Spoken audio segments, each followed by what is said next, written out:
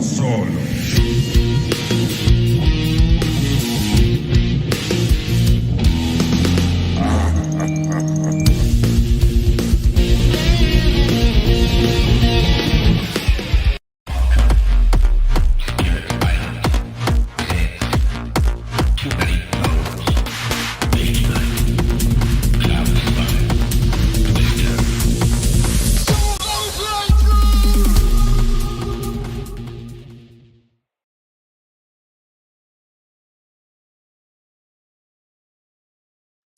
And hello, welcome to solo playthroughs. I guess it looks good enough. I don't know, man. It is tech hell this week. For some reason, this is my Logitech today. This is not OBS. My Logitech's like, oh, we don't recognize this camera right now, and then we're gonna load it up, and the color scheme seems really out of whack. Let me see if I can't make this. Gimli looks really. He looks like a Simpson. He's a little too yellow. I don't like it, Gimli. Come back to non-yellow form, sir. Let's see if we can do this. Ah, interesting. This is how the magic happens, kids. This is how the sausage is made. It's probably the best I'm doing on the fly. I really don't know what's going on, but we're going to get these tech issues sorted out eventually. So in 4 years, come back to solo playthroughs and we'll have this sucker perfectly. So I am sorry. I am late. I was dealing with that as quickly as I could. I will tweak that for tomorrow's live stream, but I think it's a little bit better, So stupid, man. I'll tell you what. Every day is something new. Never happened before, but today is the day. Woo! ID Jester, hello everyone. Hope all is well. Some Lord of the Rings action. Easy mission, but a fun way to start. That is for sure. Someone wake him up from his nap. Wake up! Hello, Antonio says shiny. Hello, Silver Fear. Hello, Tonio. Ah, man. I don't think I've had this many likes before I started the video in a long time. So I'm trepidatious with some of what I'm about to say. I don't know. Look, here's where I'm at. I don't love this game.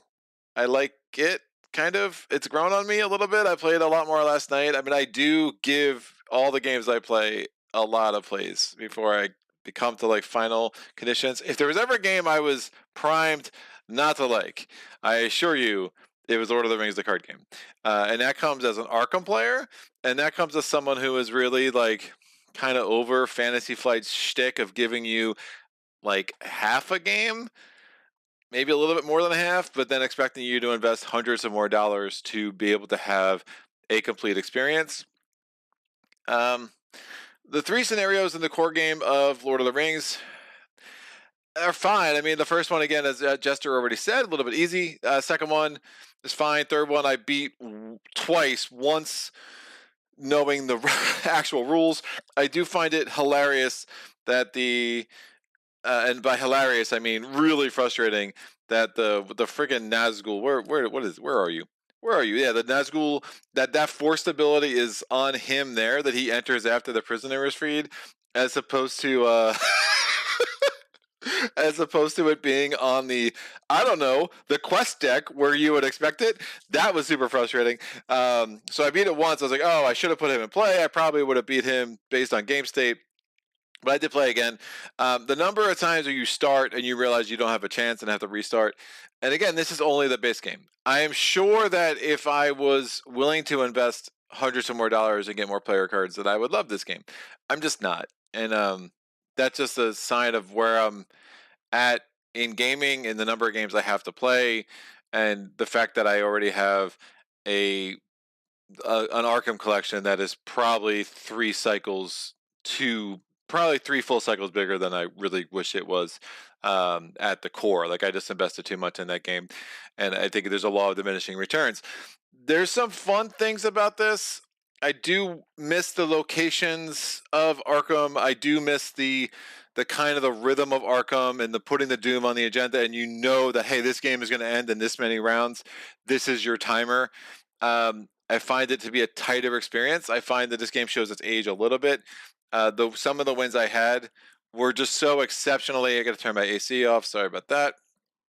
Some of the wins I had, I mean, the games, you get into these game states that could just go on forever without much movement, and it's, I find it can be really grindy. I played with a friend once. We got into a really unfortunate game state.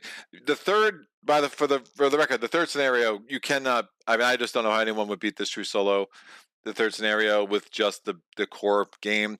I did two-hand it.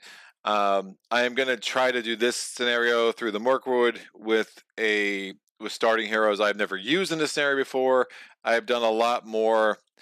When I was playing True Solo, I did a lot with this deck where I had Eowyn, done here, and Aragorn. And if I butcher a Lord of the Rings name, I apologize to you, Lord of the Rings purists. But now I'm going to do a deck today with Legolas, Gimli, and Boromir. I don't know.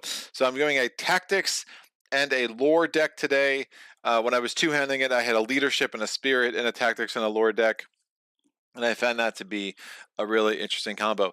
But look, I mean, there's a lot to this game. I think if you look at the big three, right? You got Lord of the Rings, you got Arkham, you got Marvel Champions. Again, I'm such an Arkham guy from a theme standpoint too. Like, I like Lord of the Rings, man. I like the Peter Jackson movies as much as anybody. Um, I just like Arkham a lot more. I find Arkham a lot more flexible. I find the investigators. I like the fact that I can plug in an investigator and they could have a chance. There are right and wrong choices in who you start with in this game, based on player count. I just don't know how you could possibly win with some of the hero combinations. Whereas Arkham is like, you kind of can win with all the investigators, except for a couple that are totally support. And then you could throw it in True Solo and you could have a decent game experience. Here, there's going to be a lot more imbalance, and you are going to be forced to just restart a lot based on how difficult the scenarios are. The 50 card deck is a lot. I mean, there's so much luck in how your cards draw out. There's no like in Arkham, it's like if you need a card, man, you can waste an action to draw a card. If you need a resource, you can spend an action to do a resource. Here, there's none of that, right? So the system's a lot more regimented, and what you get is what you get. Now, can you have something that can allow you to draw more cards? Are there interesting combinations and synergies? Look, I can see that getting all super interesting the more you invest in this game. I'm just not looking to make that investment. So that is a totally unfair full assessment of the game. I get that. Even in the unfairness, I hope you can hear that I'm trying to be fair to it, if that makes sense. And that, there's a lot that grew on me.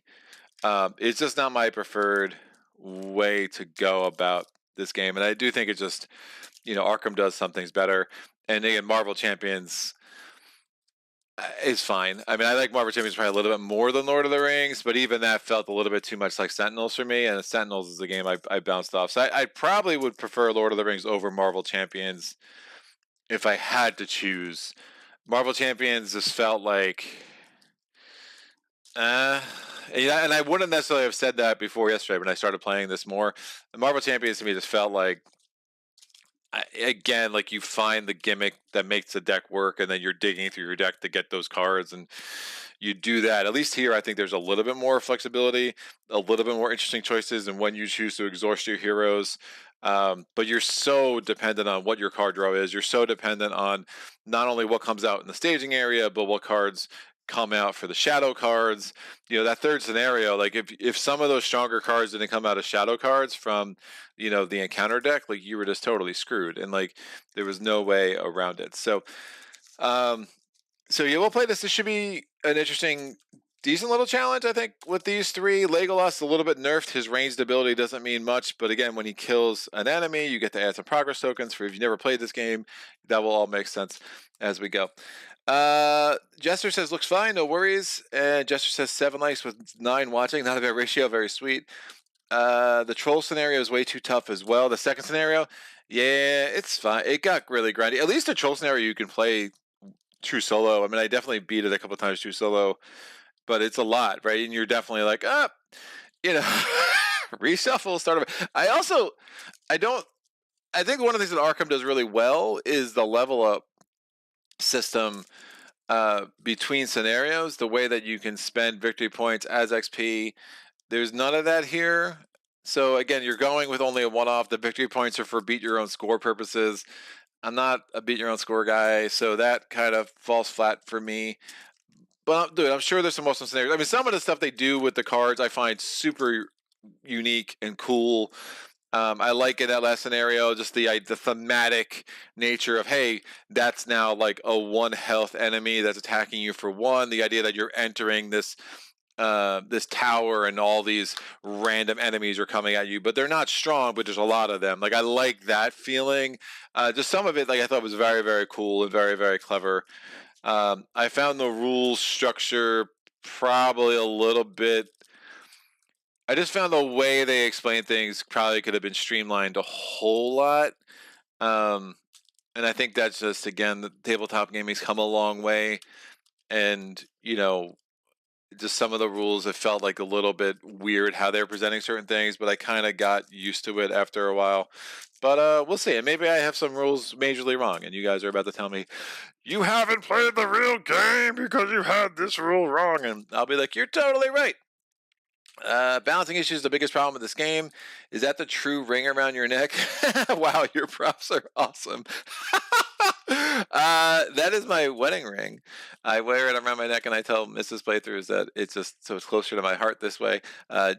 Really, the truth is, it's big, and I hate things on my finger, and I would put it down on the weekend, and I would forget where I put it, and I would spend 10 hours every weekend looking for my wedding ring, and I'm like, you know what?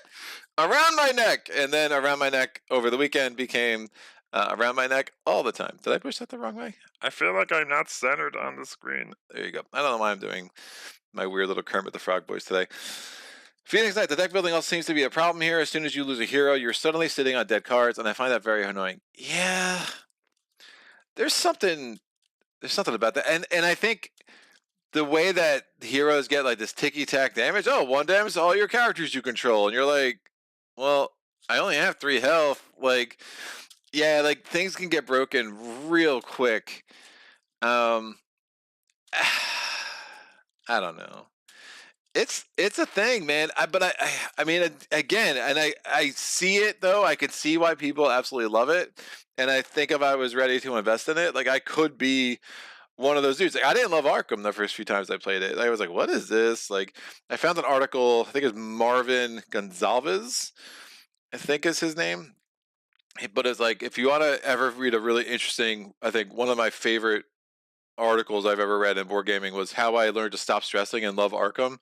And I read that, and it was like really helpful, right? So maybe I need to, if I were to invest more in this game, I would need to read the How to Stop Stressing and Love Lord of the Rings, the card game. But it is what it is. Oh, I should say, I'm sorry for, I apologize for being late for this. I did push this back an hour today.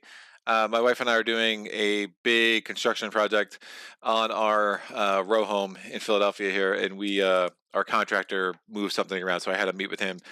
So I met with him, came downstairs, like, oh, my camera's not working.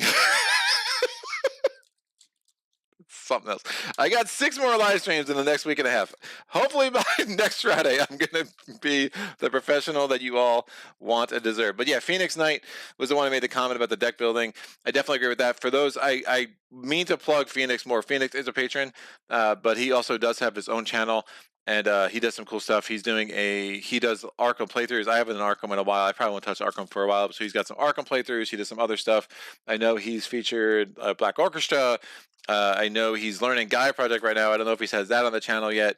He's learning Twilight Inscription, so I'm assuming he'll put that on the channel pretty soon. But yeah, check him out for sure if you're looking for more of us crazy solo gamers that make the world run, baby. So, and also ID Jester is also got his own little channel. So I would make her read a little. He's the same size as mine, so that's not pejorative. Jester, he's been doing Arkham Horror, the board game. He has weekly sit-downs with Herman Lutman, so I'm a little bit jealous about that because Herman is the designer of Dawn of the Dead's the 3rd edition. Still my 3rd favorite game. with an argument to be higher. Unfortunately, I don't think it's ever going to pass Spirit Island and Maze Knight, but it's cool to have other channels here supporting the crazy stuff that I do, and hopefully I can return the favor. All right, let's get this thing going. So we have our 3 starting heroes that I chose. So I built the deck. You don't have a lot of options in the base game. If you are going to, they do say to start, you can start with a deck built from 1 sphere. Again, there are 4 spheres. It's leadership, it's tactics, it's spirit, and it's wisdom, I think. Wisdom? I think it's wisdom. What's the green? Lore. It's like wisdom. It's just totally different. So if you're going to build a playable deck, you need to build 50 cards. Well, each sphere only has 29 cards, and then there are 4 Gandalfs. So you build a deck of 50 cards. If you have only the base game, you have to combine 2 spheres. That does make a difference because only to play a card from a certain sphere, you can only play for it with resources from heroes of that sphere.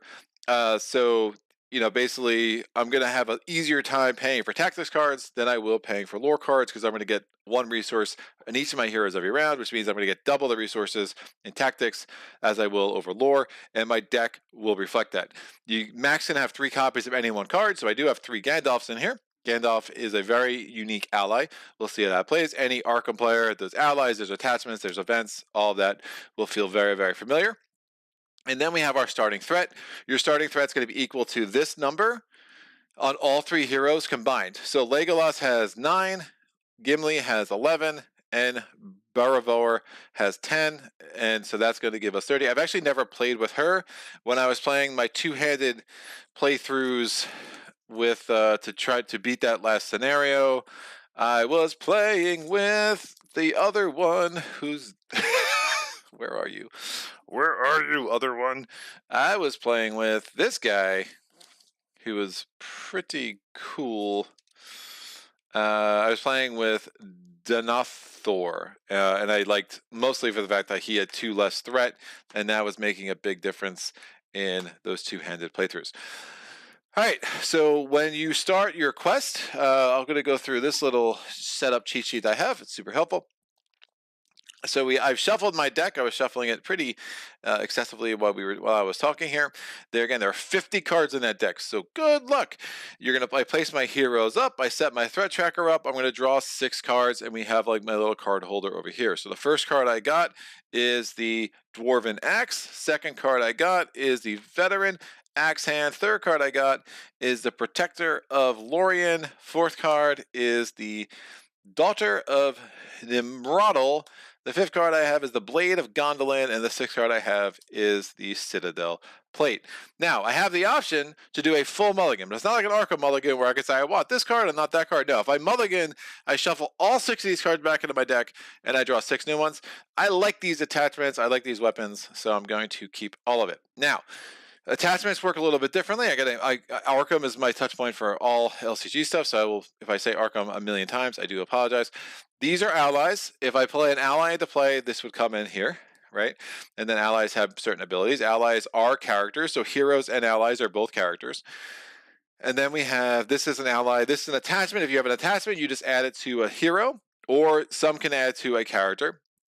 If an attachment has the word restricted, you have to take note of that because you can only have 2 restricted attachments to any one hero. So this is a restricted, this is restricted, this is also restricted. And I'll kind of talk about what they do as we go. So I'm going to put these over here in my little card holder.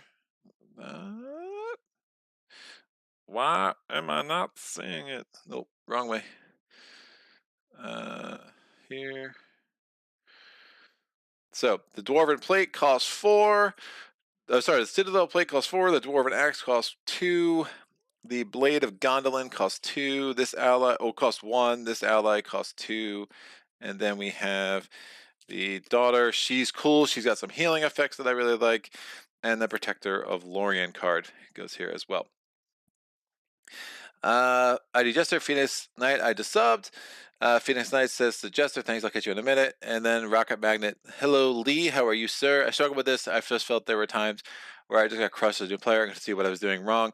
Yeah, I think you might have, you probably weren't doing anything wrong. You probably just should have just shuffled and tried again. Because especially in the second and third scenario. This first scenario, you probably should find a way to win, but the second and third, or woof, really, really rough. Gimli with that plate is awesome. Yeah, Gimli is pretty sick with that plate. I should talk about their special abilities. All right, so Legolas, what are his stats? He has 1 lore, he has 3 attack, he has 1 defend, he has 4 health. He has a ranged ability. Now, the ranged ability matters in a multiplayer game where it means that I can assign him to do an attack, and I can attack someone in front of another player. In a true solo game, not that strong, or not that relevant, because again, there are going to be no other players for this to be in front of. But this was super important when I was playing two-handed in that final scenario. Response: after Legolas participates in an attack that destroys an enemy, place 2 progress tokens on the current queue, and then if I give him the Blade of Gondolin, that becomes 3 progress tokens. That'll be one of the primary ways I plan on getting progress tokens in this playthrough. So that's super fun. Gimli has 2 willpower, 2 attack, 2 shield. We'll talk about the effect of shield in battle as we go. Gimli gets +1 attack for each token on him. I'll make sure I'm now paranoid about my audio. Yep, audio is coming through the right channel for once. Nice. 2 attack, 2 shield, 5 health. Gimli has +1 attack for each damage token on him. So that's super helpful. So if we got 4 damage on him, well, now he's doing a 6 attack. If I have the Citadel plate on him, well, boom, I have 9 health that I can play with, which makes his attacks super bananas by the end. But you have to be careful not to lose that attachment. Then we have Berovor. She has 2 willpower, 2 attack, 2 shield, 4 health. Action exhausts her to choose a player. That player draws 2 cards, limit once per round.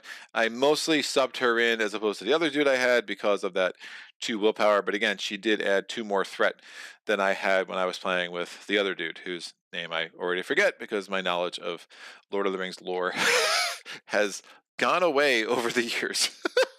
It used to be a lot better. All right, so we're going to take our quest deck. Our quest deck, we're going to do the Passage Through Mirkwood scenario. Flies and Spiders is going to be quest 1A. You are traveling through Mirkwood Forest, carrying an urgent message from King Thonduil to the Lady Galadriel of Lorien. As you move along the dark trail, the spiders gather around you. Setup: search the encounter deck for 1 copy of the Forest Spider and 1 copy of the Old Forest Road and add them to the staging area, then shuffle the encounter deck. So, what is the encounter deck? The encounter deck is always going to be on quest 1A, at least in the 3 scenarios in the base game, and these have these symbols. This is a symbol as a spider, so I'm going to grab all the spider cards. Next, I'm going to grab all the cards that have like that ghoul face symbol, or is that an orc face? I don't know, one of those. It's probably an orc. Ghoul. We're not playing Arkham, Greg. Get used to it. And then the last symbol is actually the symbol for the scenario itself. That is a tree for the Passage Through Mirkwood scenario. So I take these 3 encounter sets. Some will have 4 encounter sets. I'm guessing in later scenarios and expansion content, you'll have 5, 6, whatever. That'll be fine. And we're going to go ahead. I'll probably just pile shuffle this. I do really like the artwork on the back of these cards. They're pretty sick. That's so nice. The Eye of Sauron is everywhere. All right. Boom, boom, boom. Gonna shuffle these up. And now this is our encounter deck. Oh, but before I shuffle it too vigorously, I'm going to search the deck for 1 copy of the Forest Spider and 1 copy of the Old Forest Road. Forest Spider and Old Forest Road. Bam. All right, so there's a bunch of information that we're going to have to go through right off the bat.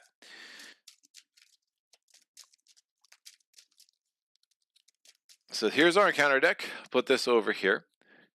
Here's our quest deck. We've done the setup, so I'm going to flip this over to the side 1B. And here it says, the nastiest things they saw were the cobwebs. Dark, dense cobwebs with threads extraordinarily thick, often stretched from tree to tree, or tangled in the lower branches on either side of them. There were none stretched across the path, but whether because some magic kept it clear or for what other reason they could not guess. The Hobbit. That will go right there. And now these are in the staging area. Every card in the staging area gives you a lot of information. The most important is the card's threat, arguably the most important. Now, when we do a quest phase, we're going to have to beat that threat. If we don't, by the amount we lose by, we have to raise our own threat. So we'll see how that plays out. This forest spider is obviously an enemy. It has 2 threats, so that only matters while it's in the staging enemy area. When it engages with us, its threat doesn't matter. So again, threat only matters for cards that are in the staging area.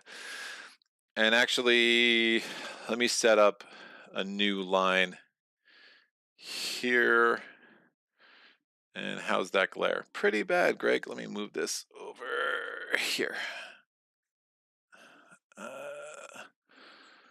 That will work. Not ideal, but it's gonna have to do. These are, again, sleeved cards. I got this secondhand, so these are like the cheap penny sleeves, and I just didn't bother to resleeve them. All right, so the Forest Spider has a force ability. After he engages a player, it gets +1 attack until the end of the round. It has 2 attack normally. When it first engages you, it will get 3. It might get a shadow card that will give it additional, and I'll actually move this. Actually, move my personal threat thing into here. That will make some sense. Excellent. It's like it's made for it. All right, man, that's it's looking really bad. No, I like the better up here. I don't know what's going on with this camera today, man. All right, we'll just make it work. So the Star Spider has a shadow effect itself. We ignore that. Anything that's in the staging area, we ignore the shadow effect. When an enemy attacks, it gets a shadow card. We reveal it. That's when those things come into play. Otherwise, we just don't have to worry about it. So for now, this thing sits here. Now you note it has the number 25 there.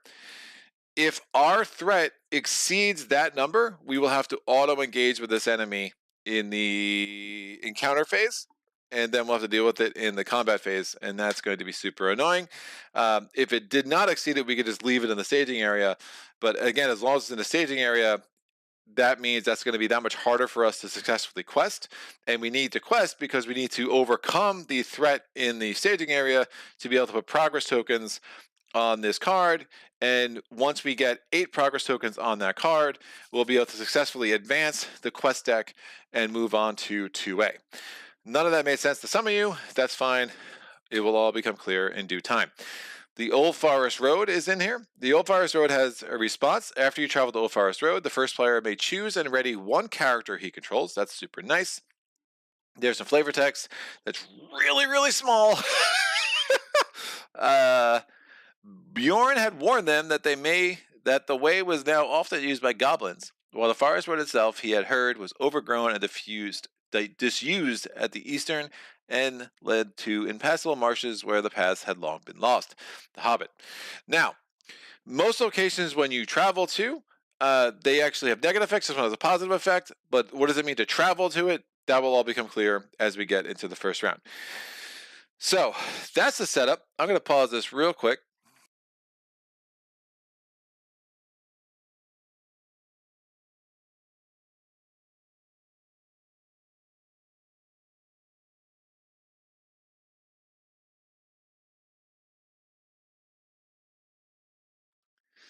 David Coleman. Hello, David. Good luck with this infuriating game. I bought everything, and the card pool still struggles to get some of the truly insane quests. That's interesting. This one isn't bad, but in one playthrough I was teaching the rules, and my friend drew the big spider on turn 1 and was knocked out. Yeah, that could... There's some questions, man. I have questions. Yeah, David, this game could be broken right out of the game depending on what cards you draw. Oh, yeah. I am fully prepared to run this back once, maybe twice, if it happens super, super quick. And I do apologize for the glare. These penny sleeves are penny sleeves for a reason. All right, so that's that. We now go to our round sequence. The round sequence is 7 phases. You have a resource phase, a planning phase, a quest phase, a travel phase, an encounter phase, a combat phase, and a refresh phase. You probably could swing, I could have put that into 5 phases and been a little bit less overwhelming. But again, I think this design is showing its age a little bit. But the resource phase, what we're going to do is we're going to get a resource for every hero. So one of the reasons the third scenario is completely broken for True Solo, unless you have a card pool that I do not have, I'm guessing, is that in the third scenario, you start with one of your heroes randomly dead. In a two-player game, one of the 6 heroes are randomly not dead; they're just unavailable for a while. They're captured. In a three-player game, one of the 9 heroes is randomly captured. But if you think about the effect of that, it's kind of bananas. So, like, basically, 33% of your resources don't exist for the first half of a game. That's just not, it's not a workable situation. So it's two-handed, and now it's like, all right, 1/6 of your resources are gone. It's a lot better, but woof, yeah. I tried to choose solo like twice. I was like, this is not ever going to work. All right, so we're in the resource phase. I add a resource to each of my heroes, and then I draw a card. We get Galloween. We can exhaust her to have a player draw a card. She's a cheap hero on the lore, from the lore sphere, and I like lore sphere heroes because, or characters, allies I should say, because that is going to help us add to our willpower. But that is that. I am now going to go to the planning phase. So anything that says action, you can kind of play at any time, and we'll kind of see how that works out. I don't want to do anything with that right now, though. The spider has 4 health. I am going to want to kill them. They have 1 shield. I should be able to kill them this turn pretty easily, and that will make me happy. They're attacking 2. Can I get more lore out? I don't think so. Yeah, I'm probably gonna have my threat increased a little bit, but that's totally fine. So I'm going to add, what's this?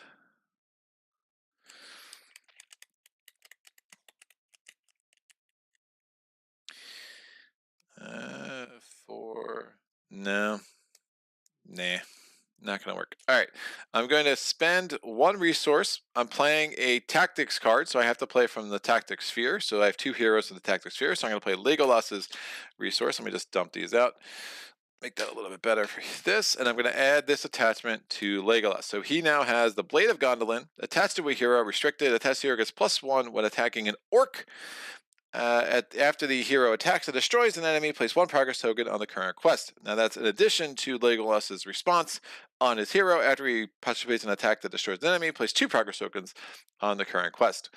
So that is my planning phase. I can't afford anything else right now. We're good. I just wanted to get that out. I will get some other allies and stuff out next turn. So we go to the quest phase. I need to commit characters to the current quest. I'm going to commit Baravor, so she's committing her 2 willpower toward a quest, and I'm committing Gimli. He's committing his 2 willpower toward a quest. So we're committing 4 to the quest, and we have 2 cards there that only have a threat of a 3, but I still have to draw an encounter card for each player, so we'll see how that affects the game. So I've committed them to the quest. They both exhausted as a result, and now I draw the top encounter card. It is, hey, speaking of the really nasty spider, you can't make this shit up. Yeah, this game is going to end before it starts. Wow. That's really bad. And yeah, it's like, this is like, I could not have asked for a better lesson of like why this game is kind of broken than this. So, oh, I mean, all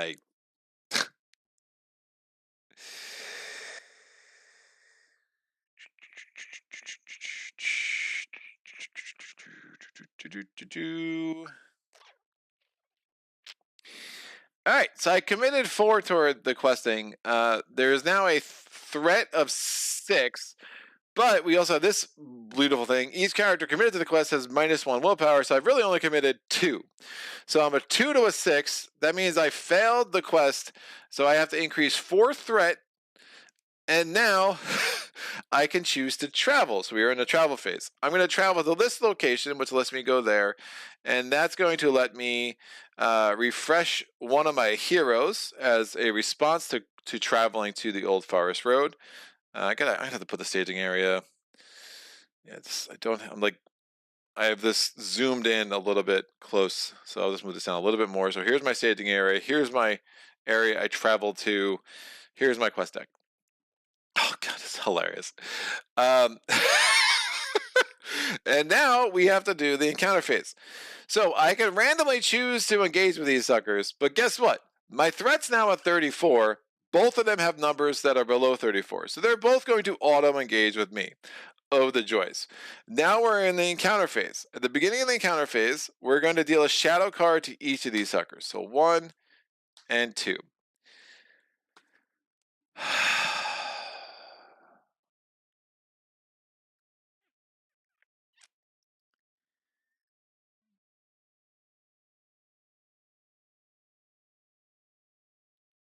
I mean, I can't even kill that guy. Oh, so by the way, so this location now is it's the active location, and what the active location does is basically when we would place resources there, instead they get buffered by this. But when we do a check in the future, since it's no longer in the staging area, we won't have to worry about that. And I'm going to have to put the cards that are engaged with me just kind of over here in this amorphous little area. Yeah, I mean, I just don't think this is going to work. I don't know what's best to do right now. I really can't kill any of these off. The problem is, I mean, there's a couple of lucky cards I could draw to help me out here, but it's not looking good. So I'm going to use Gimli to defend against the Ungoliant's spawn. So I'm going to get his 2 defense, and we'll have the spawn attack first. The spawn, we have a shadow effect. It gets +1 attack, so it's attacking with a 6 instead of just a 5. I have 2 shield, and that means the attack of 6 is going to give 4 damage to Gimli, but he has 5 health. And now next time when he attacks, he'll be attacking with a 6 because it's 2 + 1 for each damage on him. Interesting. We're not going to defend against the forest spider. The forest spider attacks. Deal 1 damage to each exhausted character. Oh, nope, that doesn't. Okay, that's cool. My bad. So this is a treachery card. The treachery card does not have a shadow effect. This does not carry out. Instead, it kind of still gets dealt to that dude, but there's no shadow effects. You don't have to worry about it. The forest spider is attacking with a 2. Now, since this was undefended, I have to apply all the damage to exactly 1 of my heroes. I will apply it to Baravor. And now Legolas is going to attack. He's attacking with a 3, +1 when attacking an orc. I'm not attacking an orc. The forest spider only has 1 shield, so the shield minuses 1 from my attack of a 3, and we're doing 2 damage to that. My original plan, what I had hoped to do, was attack with both, not have this dude out, attack with both Gimli and Legolas. That would have been enough to kill this dude, because it would have been an attack of a 2 plus an attack of a 3. It's an attack of a 5. The shield only gets subtracted once, so that would have been enough to kill that. And then I would have added 3 progress tokens to this, and that would have gone away. Clearly, that was too much to ask. The shadow cards will go away. These 2 still be in our engaged with us. They still remain engaged with us, and the 2 damage still stays on the forest spider. We go to the refresh phase. I refresh this. I refresh this. I increase my threat to 35, which is super bad. I'm going to go to the resource phase. I'm going to get a resource on all 3 of my heroes, and I draw a card. Is it a lucky card? It is Gandalf. I mean, I could do worse than Gandalf. Sure, Gandalf saves the day. So we go to the planning phase. I'm going to spend 5 to put Gandalf in play. Woof.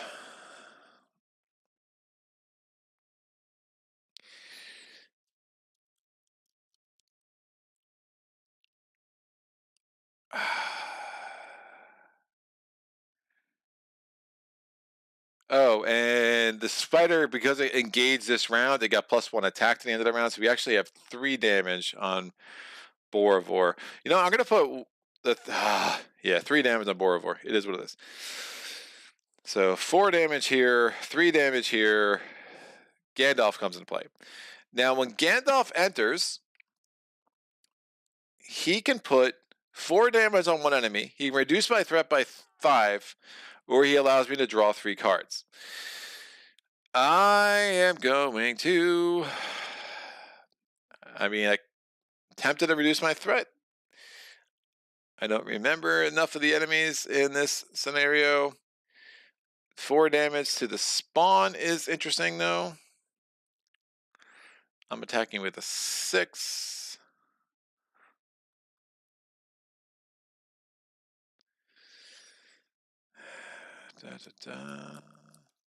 Now, Gandalf only enters for a round. He's kind of like in the movies, he come and go.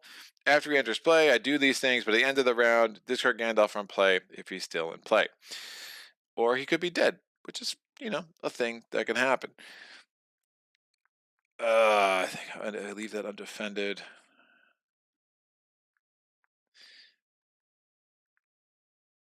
Yeah, I'm going to put 4 damage on the spawn because of the response for Gandalf going in play. Let me check the thing. David Coleman, yes, the escape from Dol Kudar quest for True Solo is horrible. Uh-oh. It's almost as the game said, hold my beer. This Phoenix Knight. Oh, this game is broken. See playthrough part 1. Yeah, unbelievable. You need a feint. Well, that didn't take long, but on the good point, you have to have everything in the threat area anymore.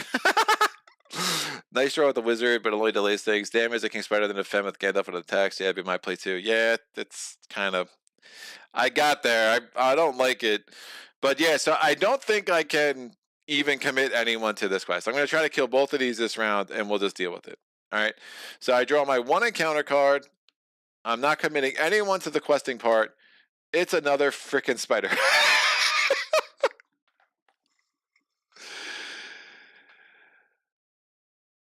Oh, man. Great.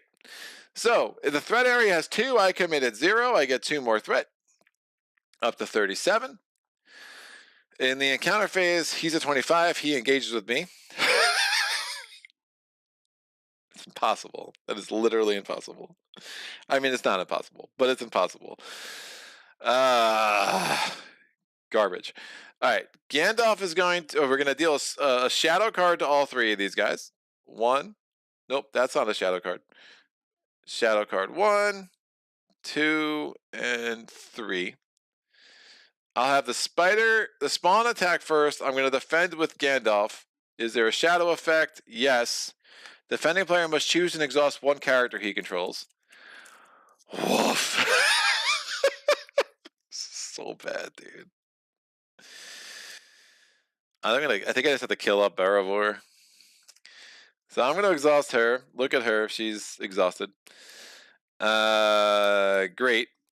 And now the spider is doing 4 damage, or 5 damage, and Gandalf is defending 4, but he's exhausted when he did that. All right, I'm not going to defend either of these forest spiders. The first one, that's a shadow no shadow effects, so we don't have to worry about that. Again, you keep it attached. I find it a little awkward how it's worded. The second one does have a defending character must another freaking king spider. I mean, you saw me do this, so I have to exhaust a character I control. Well, this one does 2 damage. I would have done that to Legolas. This one does. I have to exhaust another character. Dear God.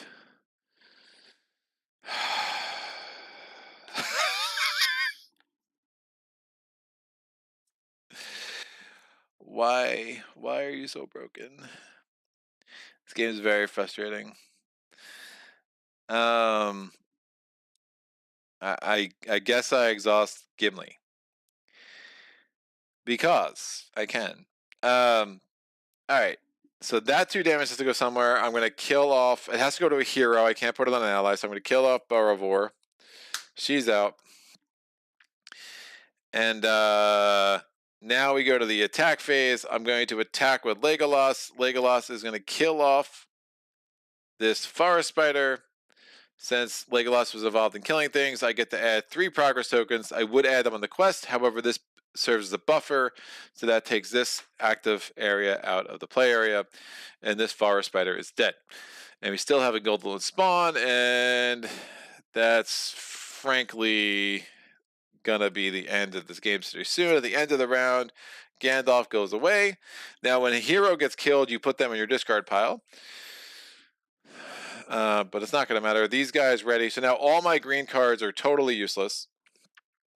We're going to get a resource for each of these guys. We're going to draw a card. It is a Blade Mastery. It's an event. Choose a character. Until the end of the phase, a character gains +1 attack and +1 shield. I mean, this is stupid. All right, I'm going to spend my 2 resources to get another ally in play. We're going to put in play the veteran axe hand. It's a dwarf and a warrior. We're going to go to the quest phase. I'm putting none of them in play. We draw the Great Forest Web. Each player must exhaust a hero he controls to travel there. That's going to add 2 to my threat. Now in the encounter phase, I'm going to block.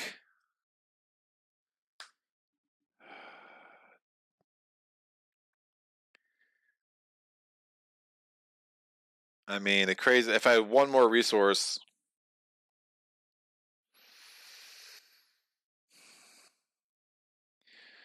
2, 4, 6. 6 is, I'm going to be 1 away from killing that dude. Of course I am. I'm going to block the spider with this. Oh, they both get a shadow card. I'll block the spider there. I'll use Legolas to block. I'll lose Legolas to block the forest spider, so he exhausts. I'm going to use the axe hand to block the Ungoliant's spawn. The spawn's going to attack first. There is no shadow effect. This 5 damage is going to kill the axe hand. The forest spider attacks. Attacking enemy gets +1. So that attacks with a 3. I have 1 shield. That would kill Legolas. And let's restart. So stupid, man. Doo-doo-doo. I would like to refer people to the first 10 minutes of this video.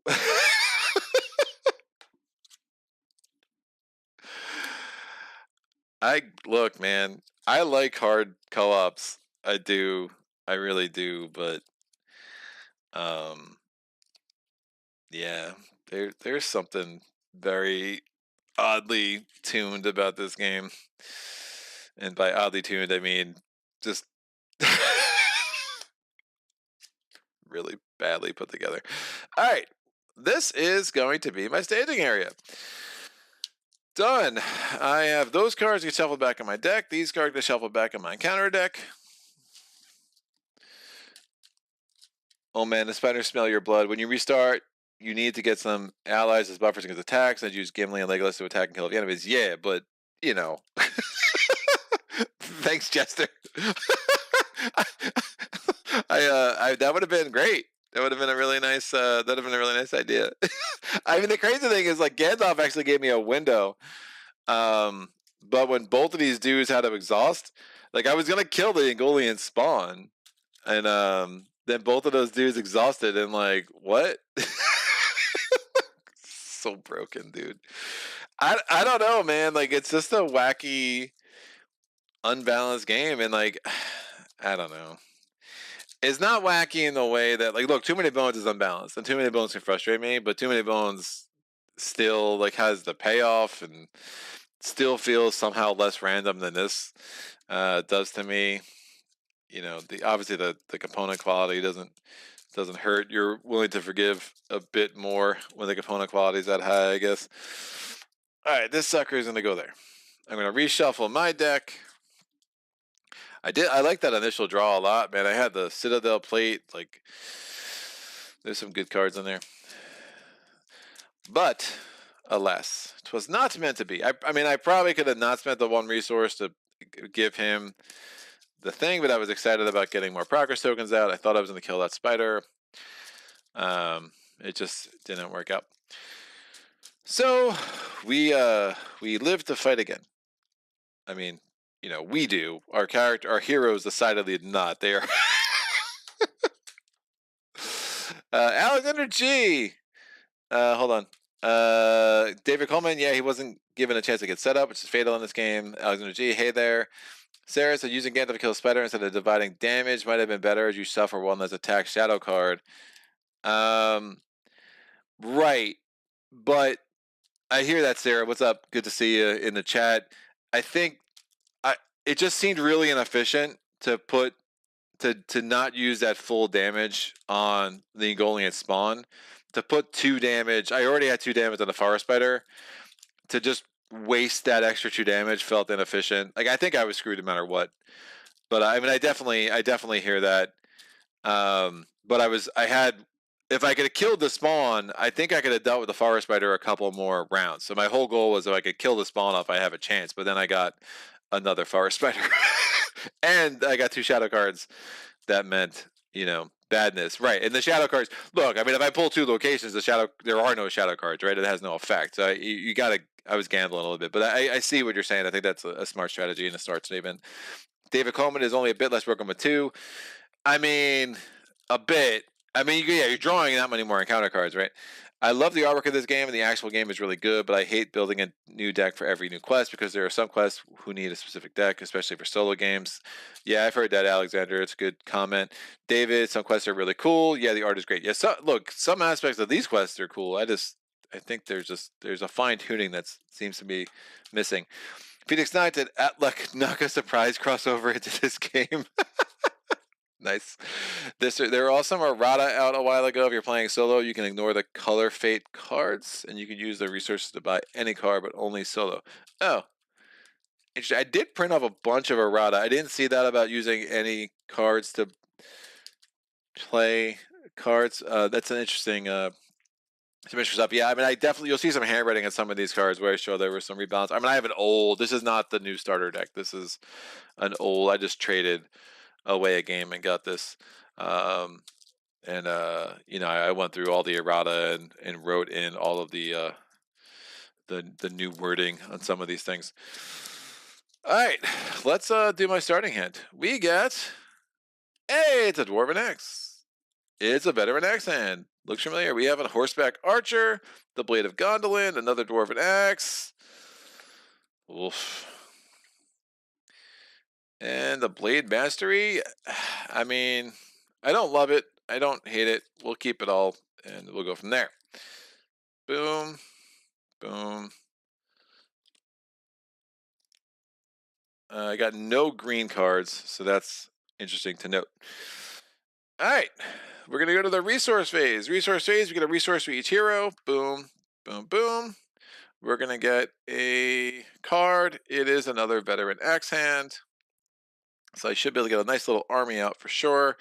I am going to do the same thing, though. I want progress tokens, so I'm going to get myself the Blade of Gondolin. I'm going to put it on Legolas, and I'm going to call it a day.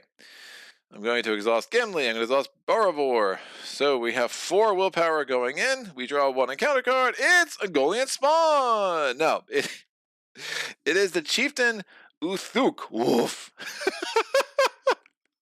Uftak. Chieftain Uftak. All right, so I'm a 4 against a 5. I lose, but I only had 1 threat. I'm going to travel here. That's now the active location, and that lets me unexhaust Gimli. Gimli. On the wall. Who's the greatest of them all? In the encounter phase, this dude's encountering me. It is the forest spider. My threat's only a 31. This is a 35, so he can chill there for a little bit and just be a good boy and wait his turn. And now we're going to do our full attack. All right, we are doing we're going to deal a shadow card to this clown. I'm not going to defend it. I won't mind getting some damage on Gimli here.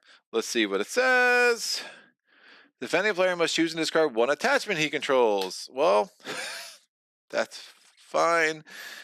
I'm the defending player, so bye-bye Blade of Gondolin. You were a nice addition in theory. I was really hoping to get rid of that as we were going, but it's not going to work. But I take the 2 damage. It's 3 damage again because it's forced. When it engages you, it's 1 more damage. Boom, boom, boom. I think I forgot to do that last round. I would have lost last game. I would have lost a round sooner. And now we're going to go ahead and attack. That's fine. They'll both be part of this attack. That's more than enough to kill the forest spider. And since Legolas is part of a winning attack, that's 2 progress tokens. It will go on the quest. Instead, it goes on to the old forest road. Everyone readies. Oh, that's not the discard. This is discard. The chief Luke's like, why did you turn the lights out on me? Excellent. End of the round. Threat goes up to 32.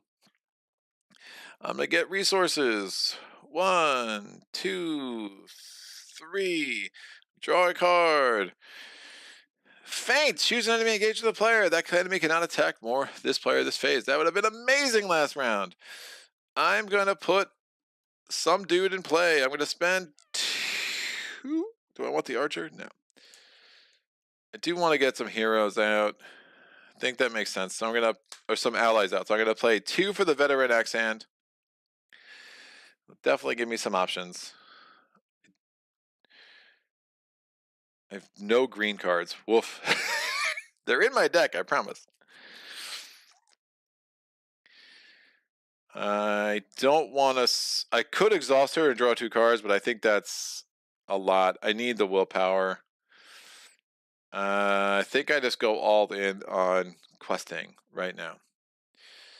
So we have an opportunity. Let's make this happen. I'm going to quest with Borovor for 2, Gimli for 2, and Legolas for 1. So I'm questing with a 5 against a 2. If I have to engage an enemy, I will have the axe hand that I can use as some fodder.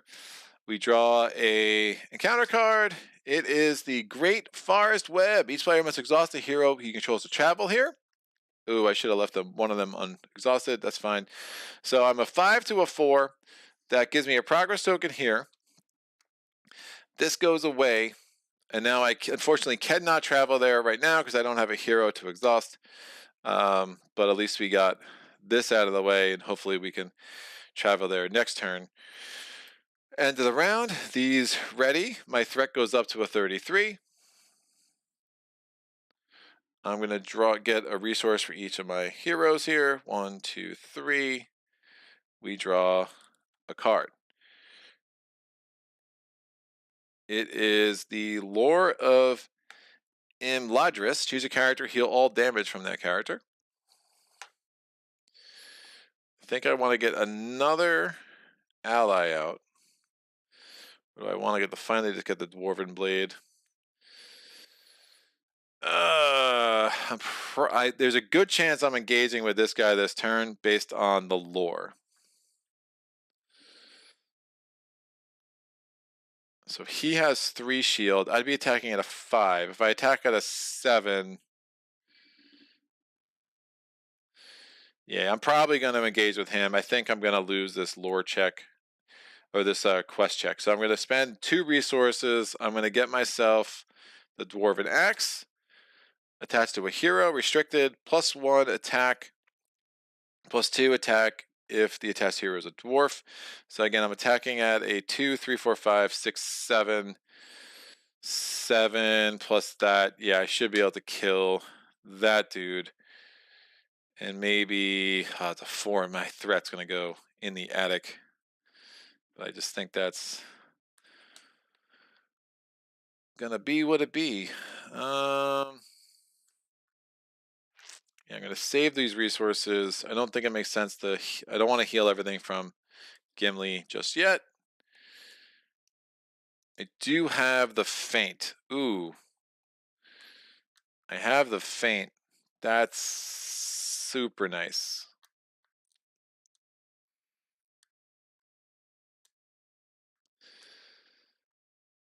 So 5.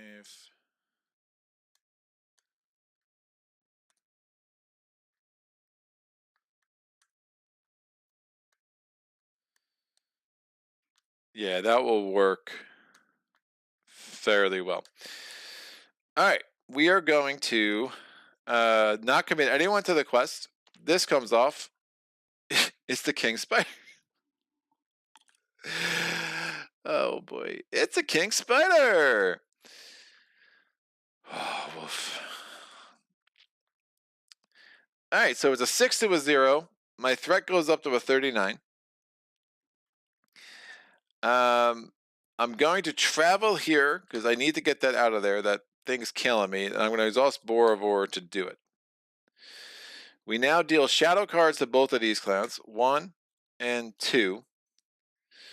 I'm going to defend. I'm going to play the feint. This is an action. Nope. Feint. When revealed, each player must choose and exhaust a character he controls. That's awesome. So I forgot about that when revealed effect. Probably forgot. Oh, the king spiders. Yeah, they did some nasty stuff as shadow cards last turn. They're attacking with a 3 now. Woof. They're both attacking with a 3. I need to kill the chieftain Uthuk. So I'm going to spend 1. I have to spend from the tactics. So chieftain Uthuk is not attacking. I'm not defending this. Don't be extra damage. Raise defending player's threat by 4. If defending player's threat is 8, the attack is not defended, so raise the threat by 8. So we're up to 47. So basically, if an enemy comes out, it's going to engage with me. So that shadow card is done. That enemy is doing 3 damage. Now I can heal all damage from a player, so this is not as concerning. I'm going to put all 3 of this damage on Legolas. I'll put it on Borovor. This enemy doesn't attack. And now I'm going to use Gimli, who's attacking for 2, 3, 4, 5, 6, 7. And Legolas attacking with 3 more, that's 10. So the shield reduces that to 7 damage. The 6 health. Again, the shadow card was never used because we prevented it from attacking. But this dude's dead. He has a victory point in the bottom corner, so that just comes out of the game. And this guy is now still in our threat area. And since Legolas was part of killing an enemy, we add 3 tokens. Well, we add just 2 tokens to the thing. It would have been 3, but again, I lost my attachment. Those 2 tokens go there. That equals that value there, so this goes out. Which is good. So now there's like 0 in the staging area, which will make it easier for us to start actually finally getting progress tokens onto Agenda 1B. All right, end of the round. These all ready. 1, 2, 3, 4. I'm going to get a resource for each. 1, 2, 3. This feint card should go on my discard pile. And I draw a card. It is Gondorian Spearman Sentinel. After he is declared as a defender, deal 1 damage to the attacking enemy. That I don't mind. Let me check the chat.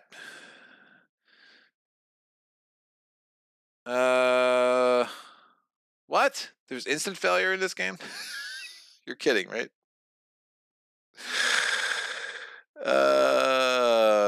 That's not good. Oh, did I increase it? I forgot to increase it. It should be a 50-48, right? Because it was 39-47. Yeah, it should be at 48. I don't think I remember to do that.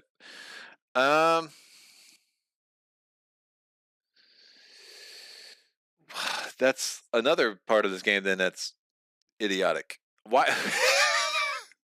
Like, I'm starting at 30, dude. Like, whatever. That's fine.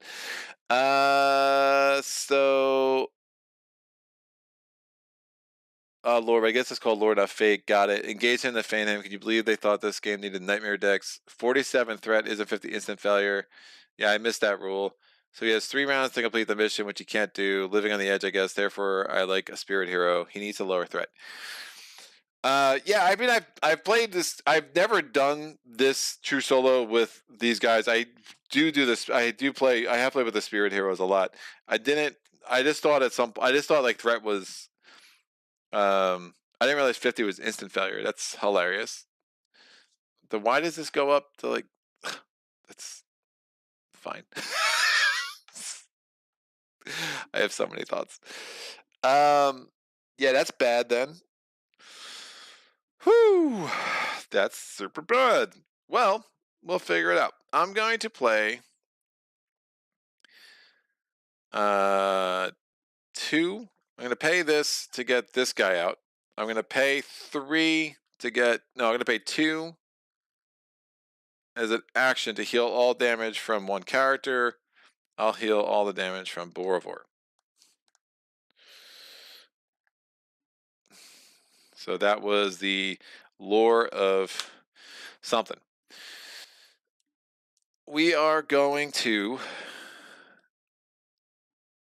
exhaust.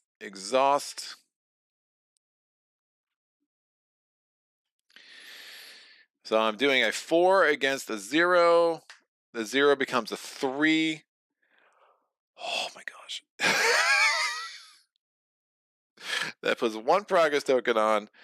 I will travel there. I have to discard 2 cards at random. So 1, 2, 3, 4 in my hand. I only have 4 cards. This is out. And 6, this is out. This should have gone away. We do a spawn card. I'm going to declare this guy is a defender that immediately does 1 damage. He's exhausted. The attack, nope, doesn't do anything. No shadow effect. This is attack of a 3, 1 shield.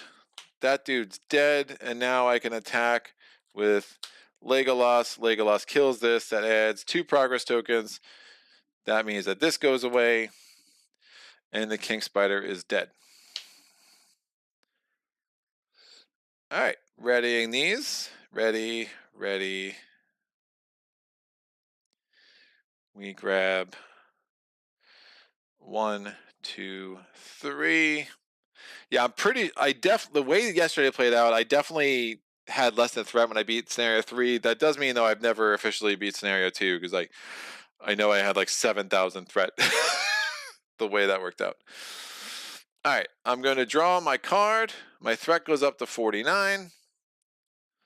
I will exhaust Borovor to see if I can pull a Gandalf. I did not. Yeah, there's no like searching through the deck. It's just like there's not enough mechanics to make this interesting. But I will put this guy out. When he comes into play, I can return the topmost attachment of my discard pile to my hand. That is the blade. And then I can play this to add the blade to Legolas. I'm going to exhaust 1, 2, 3, 4 willpower. This comes off. 4 to a 3 again. Dear God, 1 quest token. I will discard 2 cards in my hand at random. So 1. And I'll roll again. 3. I've traveled there, but that's the end of the round essentially. So I would go up to 50 threat. I'll try it one more time with this deck, and if it doesn't work, then I'll jump over to the other deck. I mean, what else am I doing? But yeah, 50 threat is not a lot. That does make that part of Gandalf reducing your threat by 5 like super sick. And I did use that twice yesterday just because I was trying to avoid engaging with enemies. I didn't realize that 50 was the absolute loss condition. It seems like an important rule that I should have I should have realized. All right.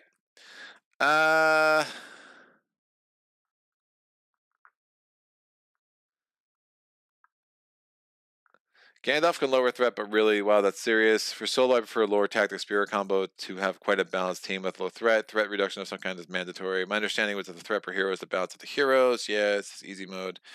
Increase threat at the end of the game. I'll play on easy mode. That's game. Good game. What's the other deck? That 8 increase your threat was brutal. Excellent. Well, I'll try again. I want to try to make this deck work, and if it doesn't work, then I will play with a spirit deck. Especially with I mean, having a 4 willpower hero is like, again, it's weird. They made some choices in this game that I don't understand. But yeah, the other deck. So this is a tactic lore deck. The other deck is a spirit leadership deck with Aragorn, and you get that 1 card from Aragorn that gives him 2 extra resources a round. It's like, and then he gets to ready himself every round. It's like, Okay. I probably should do a tactic leadership deck here, but I don't really feel like deconstructing the decks I was using yesterday. So we're just going to go with this. Yeah, this was definitely my B deck because I was playing a lot with a spirit leadership deck to begin when I started, as soon as I started doing 50 cards. All right, this out. This guy's back in. Yeah, if I can get a freaking round without pulling, 4 enemies in the first 2 rounds, that'd be nice. That would be super nice. So we start at 30. In theory, we have 20 rounds, but that's not happening. Those are out. Shuffle up the encounters.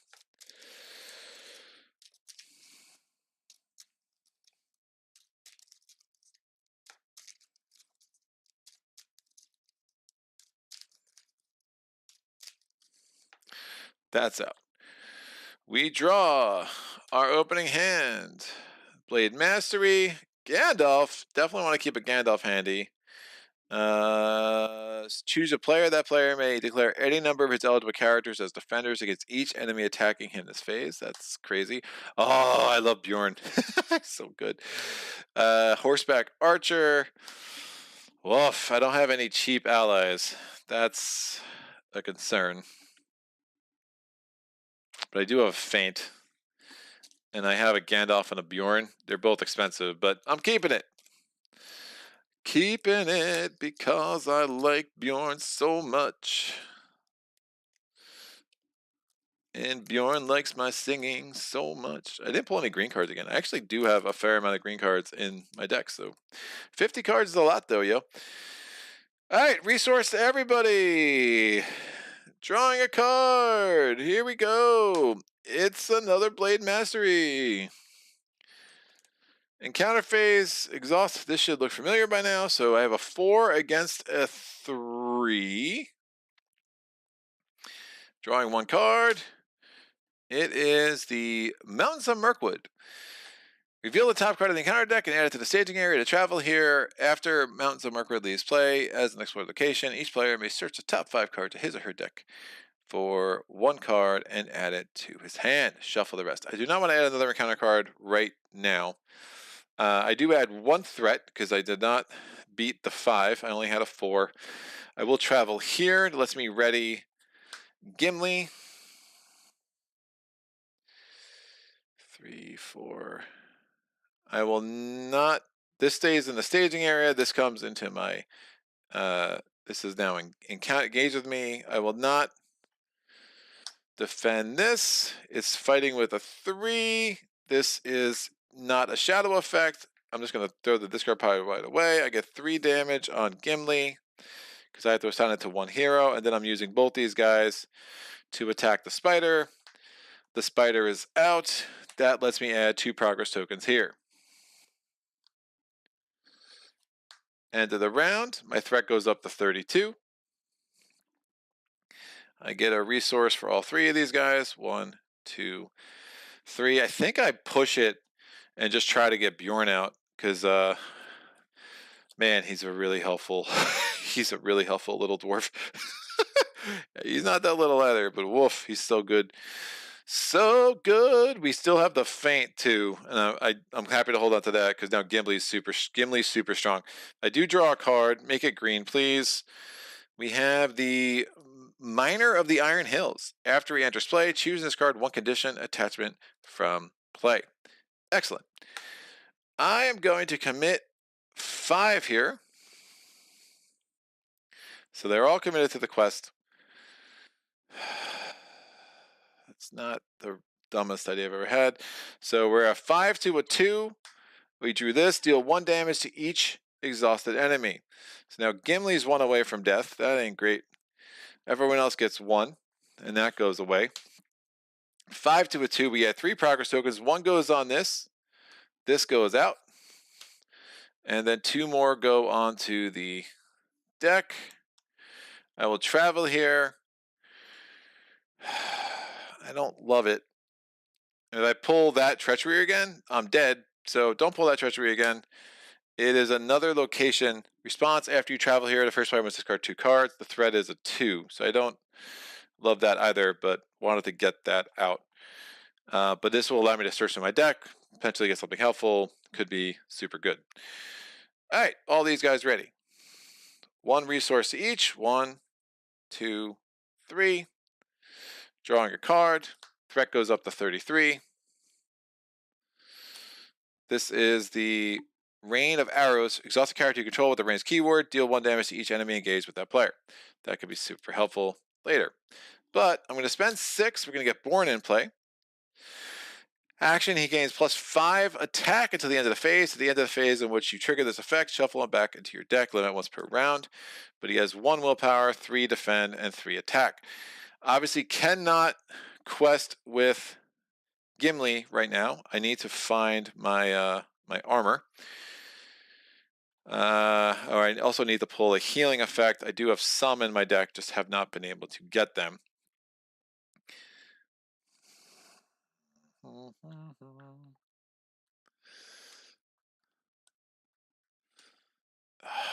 This has 4 on there. That's super annoying, man. The Forest Gate. Woof. Oh, the first, if you travel, you first player may draw 2 cards. Oh, that's even better.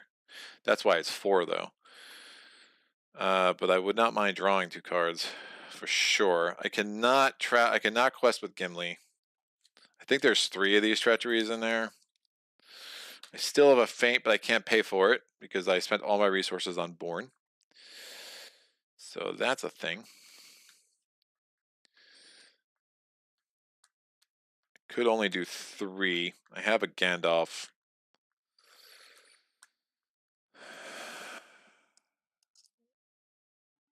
This miner doesn't have a willpower. 3 to a 2 is not great.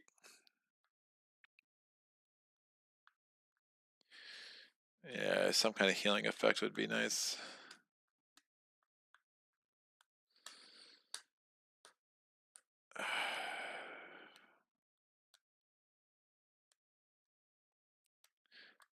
I put Gandalf out next round, actually. All right, I'm just gonna commit 1, 2, 3, and yeah, 3 to a 2. In case I pull an enemy, I need Bjorn to save Gimli. So 1, 2, 3 to a 2. We get Don Gilder. So, the Don Gilder Orcs. First player chooses 1 character currently committed to a quest. Deal 2 damage to it. I'm going to put 2 damage onto Borovor. I'm at a 4 to a 3, so I lose by 1. So I increase. Did I forget to increase my threat again? This is the third. I've had 3. This is my 3rd turn. I had 2 turns, and then I increased it by 1 when I lost the first one. Yeah, so now I'm good. So 34.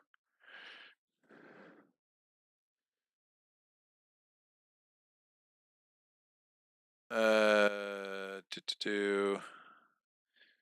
treadmill campaign experience is something else I don't care much for. It's what makes me nervous about running through TFA on my channel. Treacherous OP card. So good. Treacherous? I don't know what Treacherous is. Once we get Arkham, we adopted the Arkham Mulligan for this one. It helps getting set up. Yeah. House rule a lot. Save your resources. 2 more turns you could use to play Gandalf. Grey Havens was a fun expansion. So yeah, 34 because I lost that. This guy engages.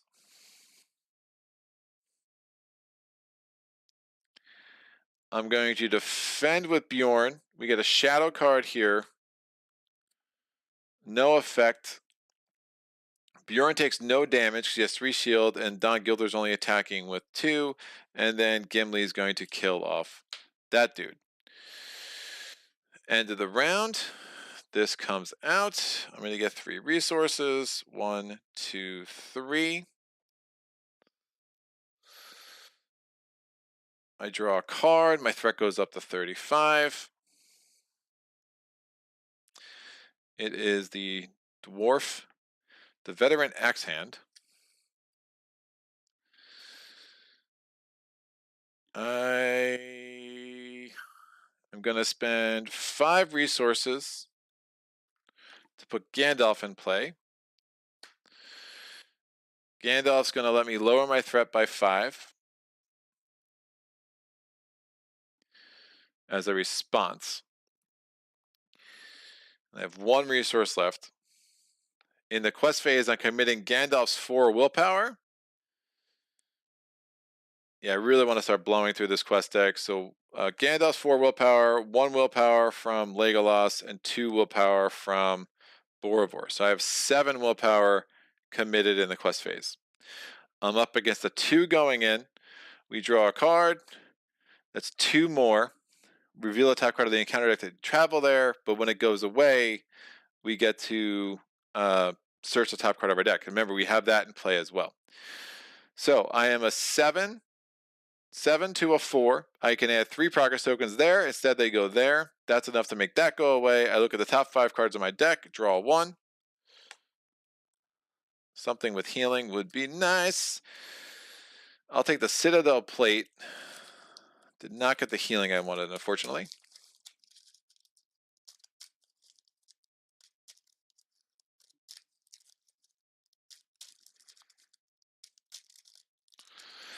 Yeah, the fact that you can't like just spend an action and get a resource is like super frustrating.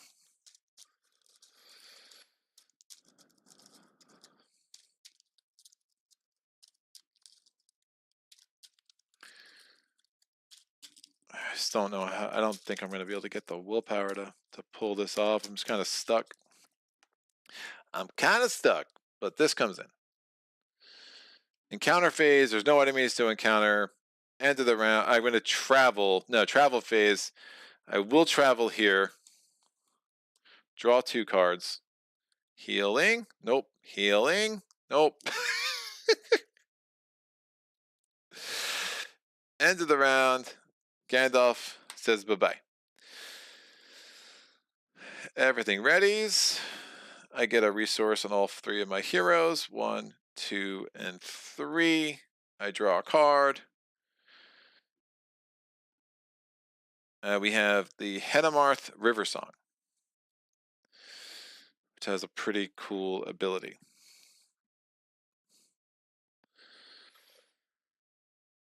All right, planning phase. Oh, this goes up to 31. Gonna keep forgetting to do that until I remember. And now I'm spending 1 to get another hero in play, or another ally in play. And I will spend... I don't want to spend any money here. I want to get the plate in play for Gimli. It's also dangerous to commit Boromir because she could die. Woof. Not the greatest of situations to be in. I can start committing Gimli again once I get the plate. But obviously there's just things that make you discard your attachments, which are super annoying as well. But I digress. I will commit. So I have an action. I can exhaust him and look at the next card, which can be really helpful, but I think it's more important to get the willpower out. So I can't commit her yet. I can. So I'm going to commit 1, 2, 3 this way. I'm up against the 2 going in. I draw a card. Deal 1 damage to each exhausted character. I'm glad I did. Oh, well, that kills this dude. Dead. So I actually only have a 2 going in. I'm a 2 to a 2. We add nothing. And I'm not killing anyone with Gimli, so I'm not adding more tokens, which is super frustrating. Now, you can only have 1 active location at a time, but at least I didn't add anything to my threat. Everything readies. I get another threat. I'm at the 32. We get a resource in each of these, 1, 2, and 3. And we draw a card. The Blade of Gondolin. All right.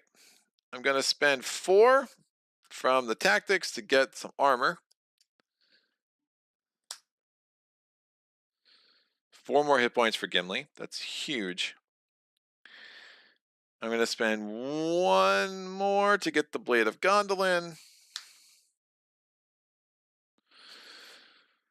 We are going to the quest phase, I'm going to do 1 willpower, 2, 3, 4, to a 2. I mean, at some point, I just risk it. We've already seen 2 of these. I think there's 1 more.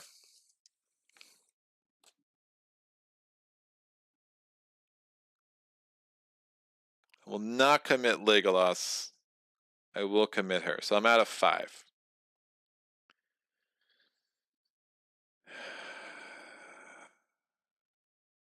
Or I keep him up in case I pull an enemy and I can kill something with Legolas. Even better. So I'm out of 4. I draw a card. It is the Chieftain Uthuk.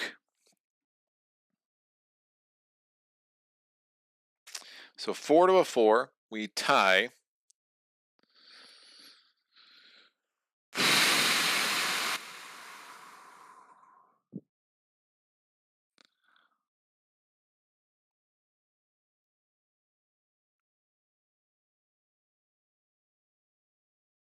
I think we voluntarily engage him. That's going to kill me next turn if I don't. So I'm going to voluntarily engage him. I deal a shadow card. Born's going to defend.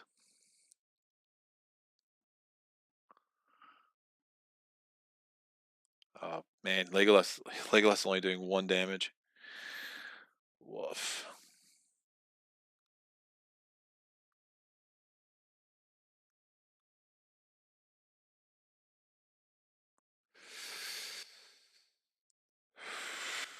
Nope. I don't engage him.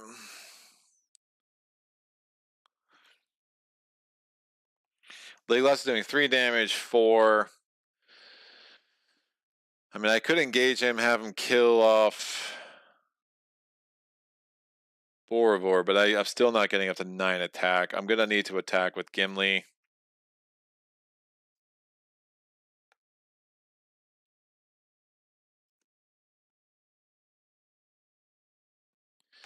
Yeah, we'll leave them there. End of the round. Everyone readies. Resource for everybody. Getting up to 33. Drawing a card. Still no healing properties. Woof.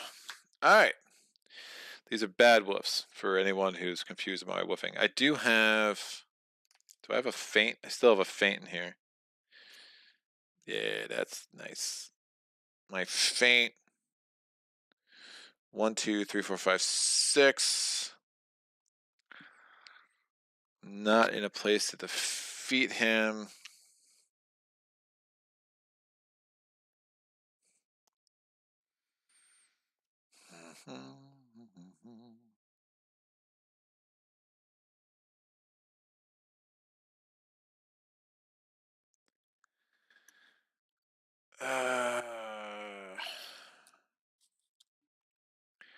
I'm going to spend 2 to get this guy out.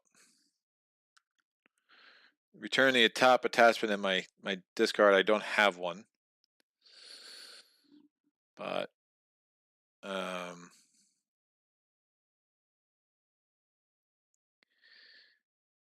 just need to get more willpower in play. Great. So 1, 2, 3, 4. So I'm doing a 4 to a 4 going in. I draw a card. When revealed, each enemy currently in the staging area gets +1. So it's actually a 6 to a 4. So we get 2 more threat here. This guy auto engages now. We deal him a shadow card. I'm going to spend 1 as a battle action for feint. He does an attack. And then I will attack him with Legolas and Gimli. I killed him. Shadow card just goes away. Oh, that is not a shadow card. Shadow card just goes away. Oh, it's the deal 1 damage to each exhausted enemy. So I think that's the last one of those. So that's good. He's defeated. And since Legolas was part of a successful attack, we get 3 because of the the gondolin. I don't know when that was added. I might have missed that opportunity before, but we get 3 there because Legolas was part of a successful attack. Feint goes to my discard pile. We ready my cards. 1, 2, and 3. Our threat goes up to 36. 1 resource for each of these guys. And we get another card. It is Gleowin. Exhaust Gleowin to a player. That player draws a card. Alright. Yeah, the plate lets you tank Ungoliant, Great Ally, River Song. Well, River Song didn't survive very long, so that was super fun. So I'm up to 36, so you're saying there's a chance. This needs to go away. There's only 2 in there now. We killed the chieftain Uthuk by fainting him. I have no more feints, so I do need to be careful. I can probably save this go just as a defender and then assign everyone else. So 1, 2, 3, 4, 5, 6 willpower being spent. Do I want to put another ally in play?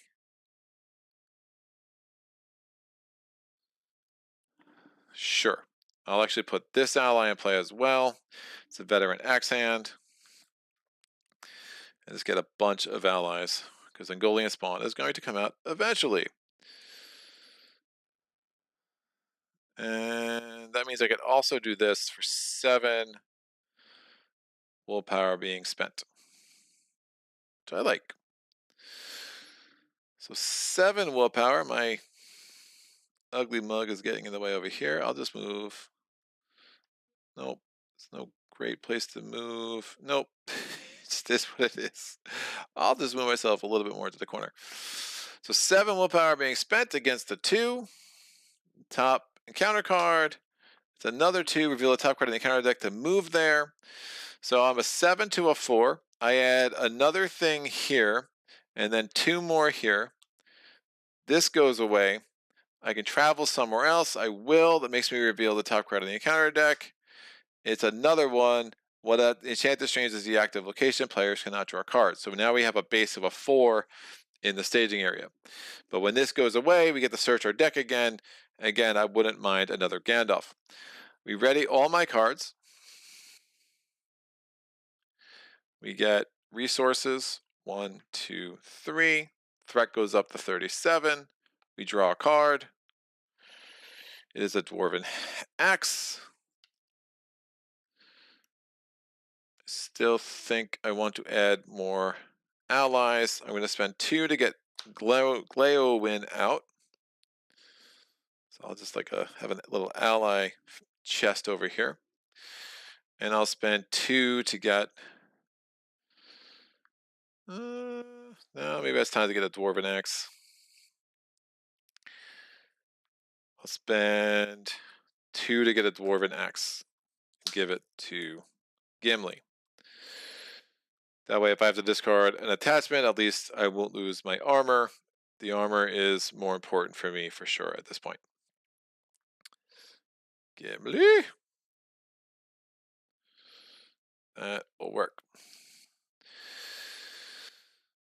All right, this has 3 on it. I'm going to get 2, 4, 5, 6, 7, 8 to a 4.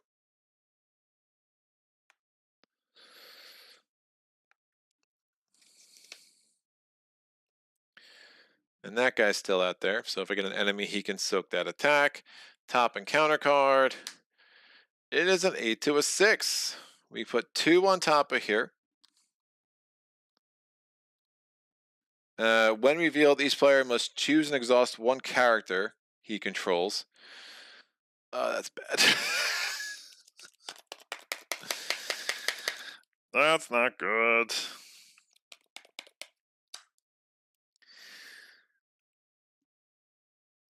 And we're at 37. I think I've been moving that along. Didn't your location say you can't draw cards? No, that location says I can't draw cards. I have this location in play.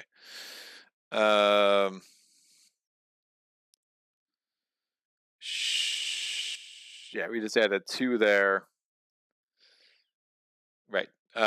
Yeah, this is I put the different location in play, but good question. Um, I think I did my threat right. I'm pretty sure I'm at 37. This guy engages. I have nothing to absorb this attack.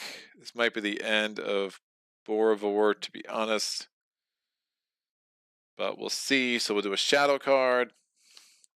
Flip it over. Shadow effect. No shadow effect. We're doing 3 damage to a hero. I could put it on Gimli. Gimli is now got 7 damage, but he has 9 health. And now he's attacking a 9, which is excessive. He's actually attacking an 11, which is amazing. So that dude stays. Everything readies. Threat goes up to 38. Someone could tell me if it's supposed to be at 39. I think 38's right. We get 1, 2, 3 more. Yeah, I should have put the axe hand in play instead of putting the attachment. Oh yeah, I know why. All right, I wanted to make sure I had a attachment shield, which may or may not have mattered. So this guy's in. This is the staging area. It's at 4. I do draw a card. I already did that up. Oh, exhaust the character you control. Immediately declare as an attacker and resolve its attack against any eligible enemy target. It's not an orc.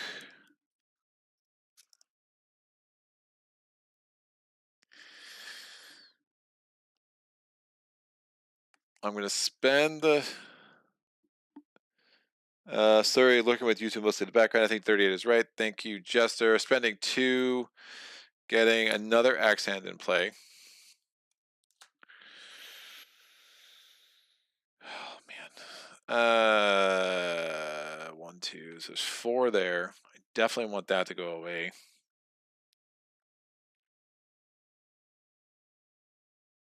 I want Legolas to be part of the successful attack.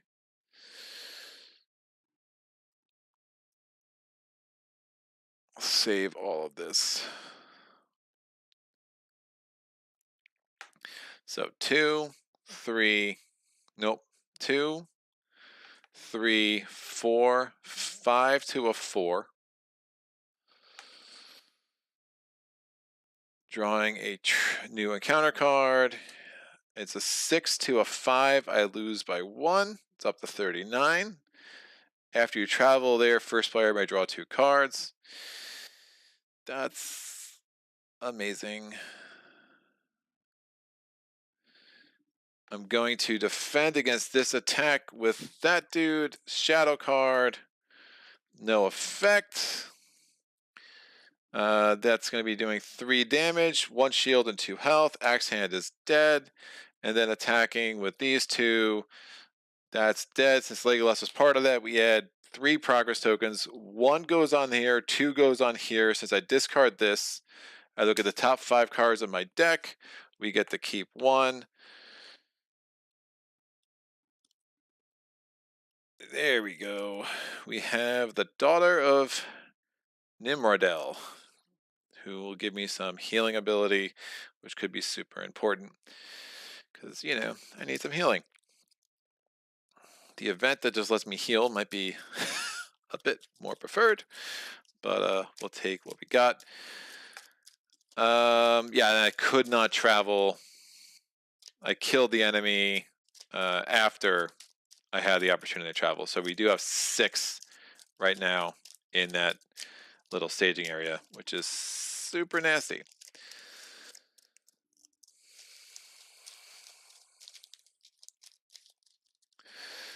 All right, readying everything. 3 more resources. 1, 2, and 3.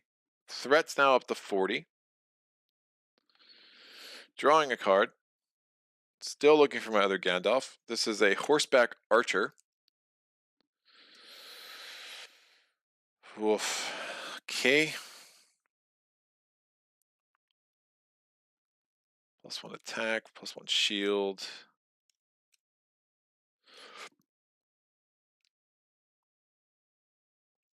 3, 4 when we're attacking an orc.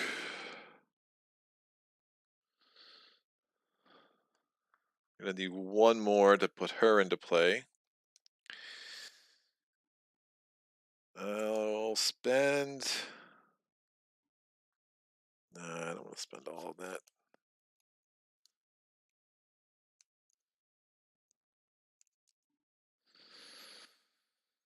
Six going in is really nasty. I could have taken the card. That could have been an attachment. I could discard cards to get plus willpower. But I'm really trying to find one of my other two Gandalfs in here.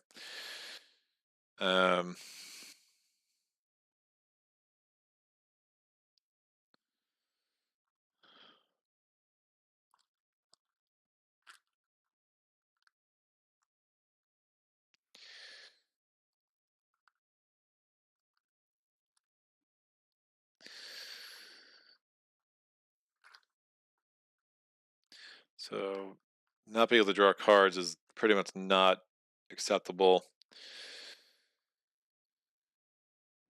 I will add the Dwarven Axe to Legolas. So he gets +1 attack. He's not a dwarf. If he's attacking an orc, it's +2 attack, and then there's ways I can get him plus another attack, so potentially he could be attacking 6. I'm not going to use him for the willpower check at this point, so I have 2, 4, 6, 7, 8 to a 6. Drawing in a counter card. 8 to an 8. I don't add any more. It's going to be +1 attack.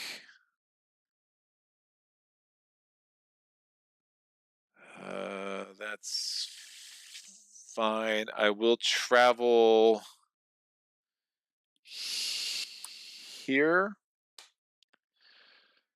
I can't draw cards while that's the active location. We engage here. 2, 4, 6, 7, 8. I'm going to deal a shadow card. We're defending here. We flip this over. No shadow effect.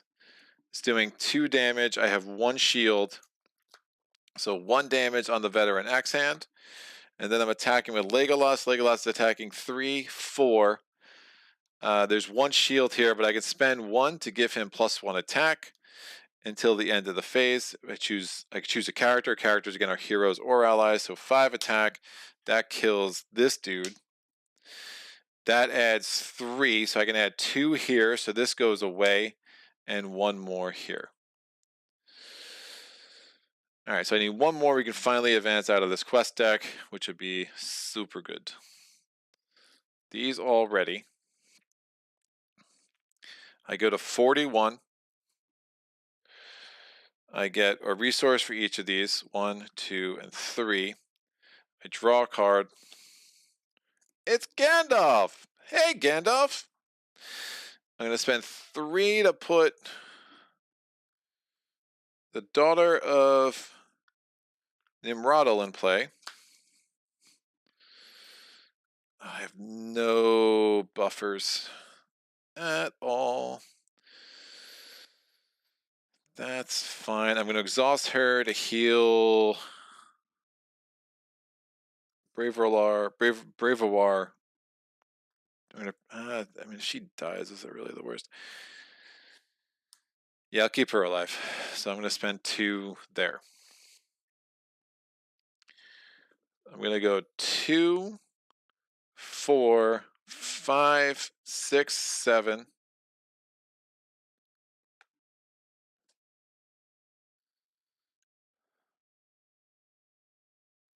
How was I at 8 last turn? 2, 4. Did I cheat? How was I at 8 last turn? I don't think I was at 8 last turn. 2, 4, 5, 6, 7. Yeah, I should be +1. I don't know how I was getting 8. Because I definitely left him untapped. 2, 4, 5, 6, 7. Yeah, and they had the enemy in that location. I don't know what I did, but I definitely only had 7. Nothing gave me an additional. So we're like, I didn't kill anybody, right? Like, what is happening? Yeah, I only had 7. So, have I been counting 8 for a couple of rounds now?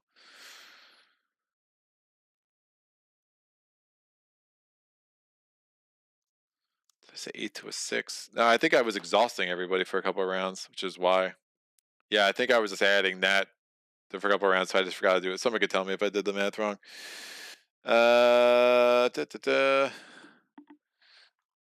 Find some healing if you can. Much of getting better at this game is recognizing the rhythms, when to quest hard, when to travel, when to soak undefended. There is a flow. Sometimes you control it, sometimes the encounter deck does. That's usually a bad sign. The location jam is threatening to wrest control. At this point, you prefer enemies. Oh, yeah. But I think I can travel again, draw 2 more cards. I'll be able to get Gandalf out. I'm 1 away. If I can actually just advance this turn, that'd be good. I'll keep Legolas out because, you know, he's awesome. So, yeah, we're at 7, and I exhausted her to heal. So, drawing an encounter, it is Ungoliant Spawn. Fuck. So, -1, 2, 3, 4, 5. So, I'm at a 3. Dear God. 3 to a 7. So, I get 4 more threat, up to 46. This is so stupid.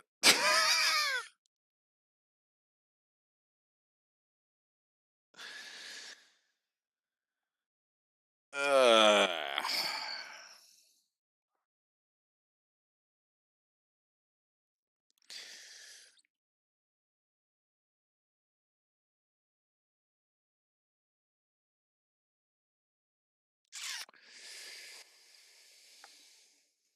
Gandalf can lower me. It's fine. I'll travel here to draw 2 more cards. We have Radiant Red against Clanning and the Blade of Gondolin. Ungoliant Spawn engages me. I will defend with this clown. We're going to do a shadow card. Shadow card flips, no effect. Would have been the bats, which are super interesting. That's going to kill the veteran axe hand. And now Legolas is going to attack. He's attacking with a 3, 4. It's not an orc, so it's only a 4. 2 shield. We get 2 damage on here. So we literally only need 9 more. I can definitely wipe it out next turn with Gimli. End of the round. Everyone ready? This goes up to 47. Ready, ready, ready, ready. I get 3 resources. I'm going to draw a card. Interesting. Going to spend 5. Gandalf comes into play. Hello, Gandalf. Reduces my threat by 5. We get to 42. We are questing.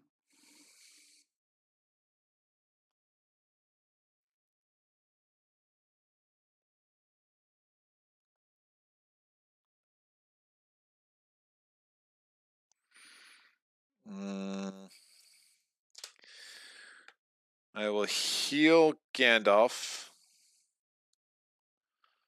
Or Legolas.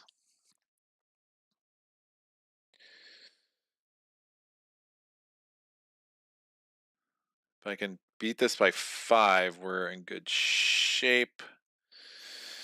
So 4 from Gandalf, 5, 6, 7, 8,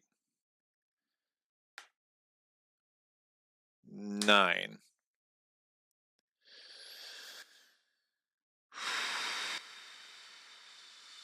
Nope, 8. I'll keep it at 8. Drawing an encounter card. We're at 4. We're going to give another spider. 4 is enough to discard this.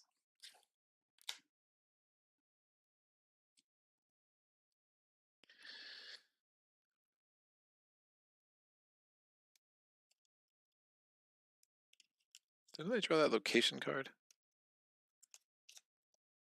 Here we go. Choose an enemy. That's not going to win her.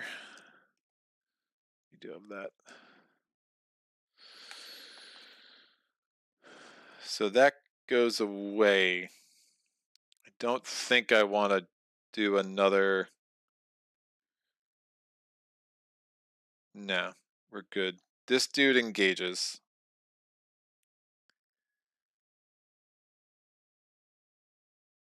He's got +1.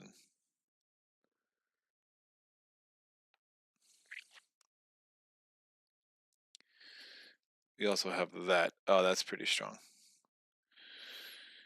I'm going to defend against the spawn with Bjorn. We're going to deal a shadow card to each of these guys.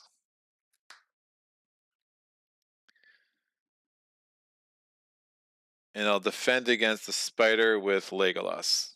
So spider first, no shadow effect. It's attacking a 2/3, 2 damage to Legolas. Shadow effect, +1, so attacking with a 6, defended 3, so 3 more damage on Bjorn. And now the Gimli's going to go ahead and kill the Ungoliant spawn. Forest Spider remains. We are at 4. But I have something I want to do there for sure. All right, everything readies. Gandalf goes away. Resource, resource, resource. Up to 43. Drawing a card.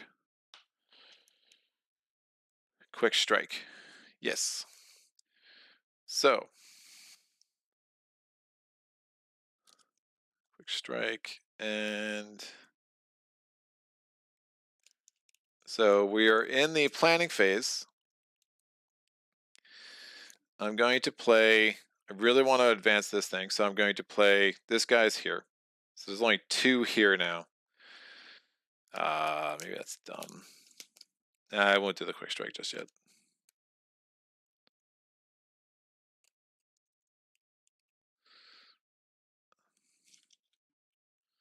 But I can do that. So I'm going to exhaust her, heal Legolas back to full again. I think 43 is right. Someone could tell me if I didn't do that again. I'm going to spend 1 to put the Protector of Lorien in play. And I can discard 3 cards to increase her lore by 1 each. I'm going to discard 1, 2, and 3. I'm exhausting her. Her lore is now 5, 6, and 7. 7 to a 2, drawing a card. It's an enemy. When revealed, choose a character, deal 2 damage to it. I'll put 2 damage on this guy. I have exceeded the 4. That's going to be enough to advance the quest finally. We go to, this comes out, we go to 2A. As you move through Mirkwood, hounded by spiders, the forest path forks before you. 2B, unsure of what lies ahead, but spurred by the urgency of your message, you choose a path to proceed. When you defeat the stage, proceed to one of the 2 chosen path stages at random. All right. This guy engages. And now they're both engaged to me. It's only a 2. Okay, they both get shadow cards. There's an action window. So there's action windows like in all these things. I'm going to spend 1. I'm going to choose and exhaust the player. and it gets to do an attack without getting attacked. So exhaust a character you control, immediately declare it as an attacker, and resolve its attack against any eligible enemy. This is clearly an eligible enemy. It is in my threat area. So we're killing this enemy. That shadow card never gets revealed. This dude is dead, and since I kill someone with Legolas, that does 3 progress tokens. So that's out. And now, again, the extra progress tokens lost. We only needed 2 to advance that. We immediately advance to one of these 2 and 3 A's. I rolled a 3. I always go bottom to top, unless when I'm doing the initial setup for Cloudspire. Don't ask me why. It's just the thing. So, the trail winds into one of the darkest, most tangled parts of the forest. You sense that a foul, dark presence is hunting you, and you move quickly in an attempt to avoid its evil. 3B, don't leave the path! The shadows grow darker, and you realize that a foul presence is aiming to draw you from the path. You must defeat it to pass this way. When revealed, each player must search the encounter deck or discard pile for 1 spider card of his choice and add it to the staging area. The players must find and defeat Ugolin spawn to win this game. Okay. We just sent her away, though. Fine. Spider of my choice? Well, I guess we're going to get Ugolian spawn again.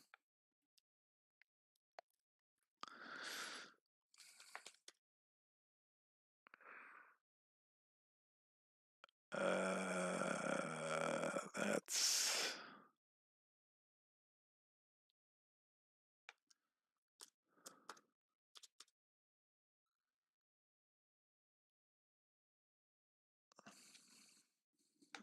Yep. I would assume that if it gets revealed, that I don't know. Does it get a shadow card? Because it was revealed in the middle, so we're actually past the deal 1 shadow card phase. Like, does it even attack? I assume it does. Someone who knows these rules. So, at this point, you prefer enemies. Some very Arkham-esque tendencies where the encounter deck just tells you no at the worst times. Yeah, it's almost spooky how often things like that go down. Yeah, this game can be brutal, especially one-handed. Victory in sight. No, she's in the victory display. She stays there, right? And Goliath Spawn's not in the victory display. She doesn't have victory points. So I think she just comes back. The question is, how does the timing work for the combat, right? Because like it's in the middle of the combat phase. Because it's unusual to advance the quest deck. You have to advance the quest deck with someone with Legolas in the middle of that first. Oh yeah, because I played that as an event. I played that as an action. This is an action.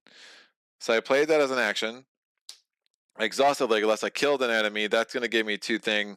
That advances that. She comes out.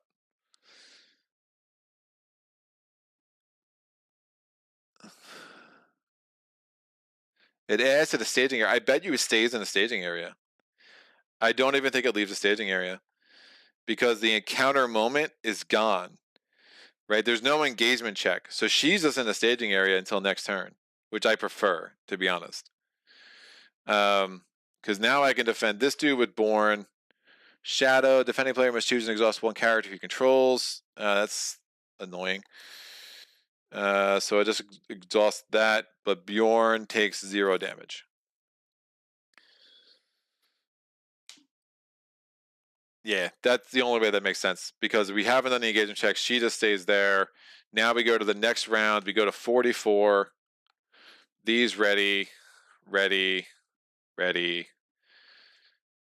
So 50's auto lose. I'm at 5 right now. Hilarious. Yeah,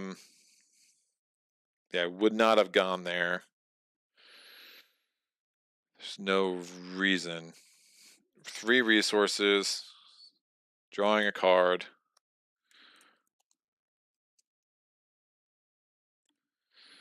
I can play this, choose an enemy in the staging area until the end of the phase that does not contribute its stuff. So I just need to defeat her. We have this dude engaged. I just don't want to lose the threat, because again, if this goes to 50, I lose apparently. Someone wise birdie told me this. Hilarious. I just need 11 attack. I mean, dude, I have 11 attack with Gimli. 2, 9, 10. I have 11 attack with Gimli. That's bananas. So not contributing. So 2, I can discard cards to get +1 for each. So I'll discard these 3 cards.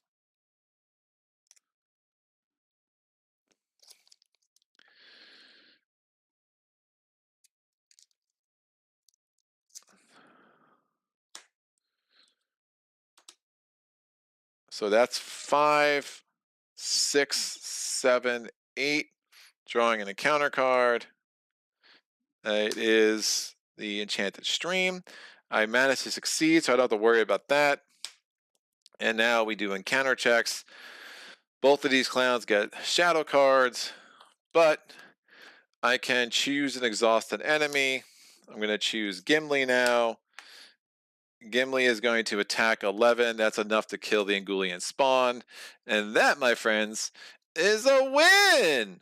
But, you know, I mean, there's still a spider in front of me, and spiders are the worst. So I'm going to kill this one too, I think.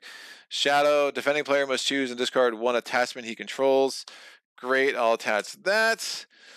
I've defended with Bjorn. Legolas is going to attack. I'll spend this event.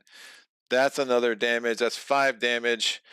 It would have been 6 if it was an orc. And then this spider is dead. And now we have a clear engagement area, which makes me that much happier. Oh, dude. Look, when this game's good, it's good. It's just not good enough for me. And I think that at the end of the day, I just don't trust it to give me a consistent gaming experience. And I find now, again, knowing that 50 is loss, obviously it's going to be some of my grindy experiences. Well, obviously they wouldn't have gone on as long. I do find there's just you're kind of limited, right? I mean, there's just some builds that are just better. And I think I wanted to do a tactic. I was getting a little bit bored of the spirit leadership deck. And I wanted to do a tactic lore deck, but I just don't know how you play without Eowyn at this point. And Dunhair is really strong too. Eowyn is just that 4 willpower every round. I mean, it's like a built-in Gandalf. Is really nice, and you saw those locations can really stack on you, and you make some of those willpower checks really, really hard. So, what's going on? Just take the attacks. Watching is making me want to break it down and start a saga campaign again. I don't even know what that means. It's passing engagement phase. Oh man, yeah. Thank you, Zara. Oh man, you choose a spider. Spider goes in the staging area. Correct. Yeah, she's in the staging area, but isn't there a better choice? No, I had to kill her to win. No, I think next turn you can win. Just take the attacks and kill the spider to win. Yes, yep, makes sense. Gimli squishes her next turn. Just make sure there isn't enough threat to auto lose. Thank you, Sarah. 3 times to get a 10th record. I still have not beaten some quests after 20 or 30. Daniel Silverthorn says, nice. And then Jess says, I think we're going for the whole doom and gloom feeling of Lord of the Rings and give that player that feeling. But while it does this, it takes the fun out of the game, which hurts it. Yeah, but base game, anyone's willpower shines. Have you played Marvin Champions? Says Dylan. I have. So I played it twice. I played with a Hulk deck, which is very basic. My friend played with one of the female heroines, and then he played with a Thor deck, and we played against. I don't know. I'm the worst, man. So part of my here's my thing, right? I mean, just like this, I was primed not to love it because I'm I'm an Arkham guy. It is what it is, and the theme's better for me. I don't love superhero games in general. Sentinels was fine, and then I bounced off it very quick. I found Marvel fine. I found the Thor deck, watching my friend play it, a little gimmicky, and I get the sense that a lot of the heroes there's like a thing, and if you can find the cards to make that thing work well, you're gonna be super, super strong. And if you're struggling to find those cards, it's gonna be a grind. I don't like search mechanics in games in general, so like for me, like I really don't like, for instance, Villainous. I find Villainous a mind-numbing experience where you're just searching for the right cards all game long. But Champions is good. I would like to play it again with someone who's not Hulk to get a better sense of it. I just think there's something about the locations with Arkham and how the enemies move and engage, and the cat and mouse of running around these scenarios, the worlds that are built. Because I mean, there's locations in Lord of the Rings. I get it. It's a little different though. Like we're traveling there. There's a lot more um, abstract. I mean, look, there's a level of abstract in all games everywhere. But it's so abstracted the moving here. Whereas, like for you to be able to, I think the scale of Arkham's interesting, right? You can be in the largest area of cosmos ever. Then the next scenario, you could be stuck in one room. And the next scenario, you're in a haunted house. And the next scenario, you're running around on a shore by a lake. Next scenario, you're in a cemetery. I think there's a flexibility with the scenarios in Arkham that I really really like. So maybe there's more of that in Lord of the Rings than I know, but I just think Arkham's just the better of the three games for me. I also like the way the campaign works, spending the victory points to choose how to upgrade your characters. I think there's more flexibility. Like every one of the starting characters can be made good. It's just learning how to build those decks. There's a flexibility in playing true solo that is really good for the first 4 cycles, and then that stops being the case around the Circle Undone. So, I mean, you could play Innsmouth True Solo fine, but the rest of those campaigns, like I would not play the 3 of the last 4 cycles. I would not play True Solo. They're just not very good.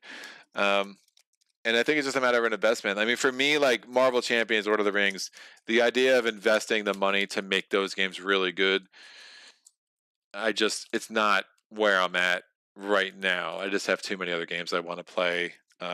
And again, I have an entire shelf of Arkham stuff that I probably should have saved myself the last 3 cycles and just called it quits a long time ago, right? I don't think the game's gotten any better. So that is that. Have you played Sentinels? Says Jester. I'll get back to that. Yeah, I see Arkham is better for you then. Always liked it. It was harder to get in with me. Hulk is the worst hero in the game. Yeah, I got that sense pretty quick. I didn't mind him being bad. I just thought he wasn't interesting. Like I'm fine with a challenge, like a character that's a challenge to play. Like just make them interesting. And I just didn't think Hulk was very interesting. You're better You're better at playing She-Hulk than Hulk. The Hulk character doesn't have anything going for it. Thanks for another fun playthrough. Thank you, David. Thanks for stopping in. Haven't played Sentinels. It was fine. I mean, all those like the ready-made decks are nice. You can get it to the table quicker, but I think I just played too much Arkham to really like it too much.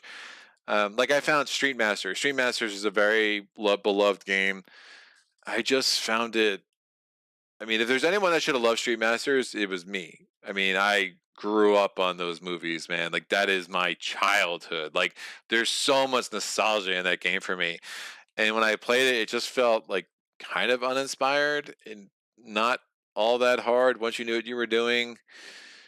Um, Not a lot of interesting strategy for me. I mean, I don't mind dice chuckers.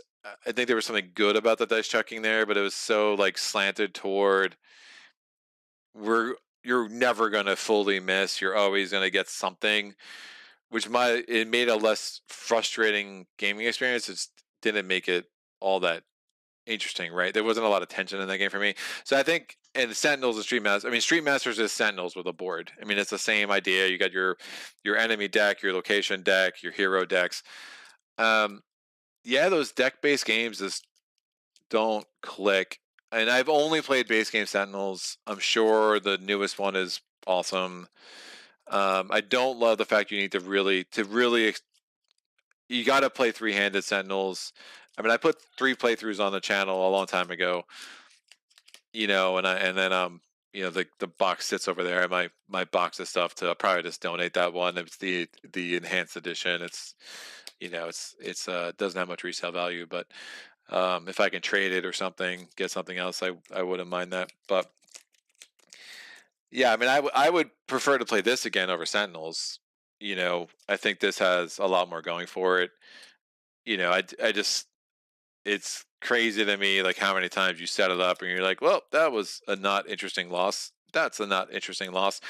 there's a fine art to that, right? If it's hard to design a game that's really hard, that when you lose, you just don't mind. And that's where I think Herman Lutman is cool. Like when he said it, I think he said it to you, Jester, or did he say it in my chat? Like I think or you told me he said it, where he was like he set out to design a game that if you lost, you didn't care because you had so much fun.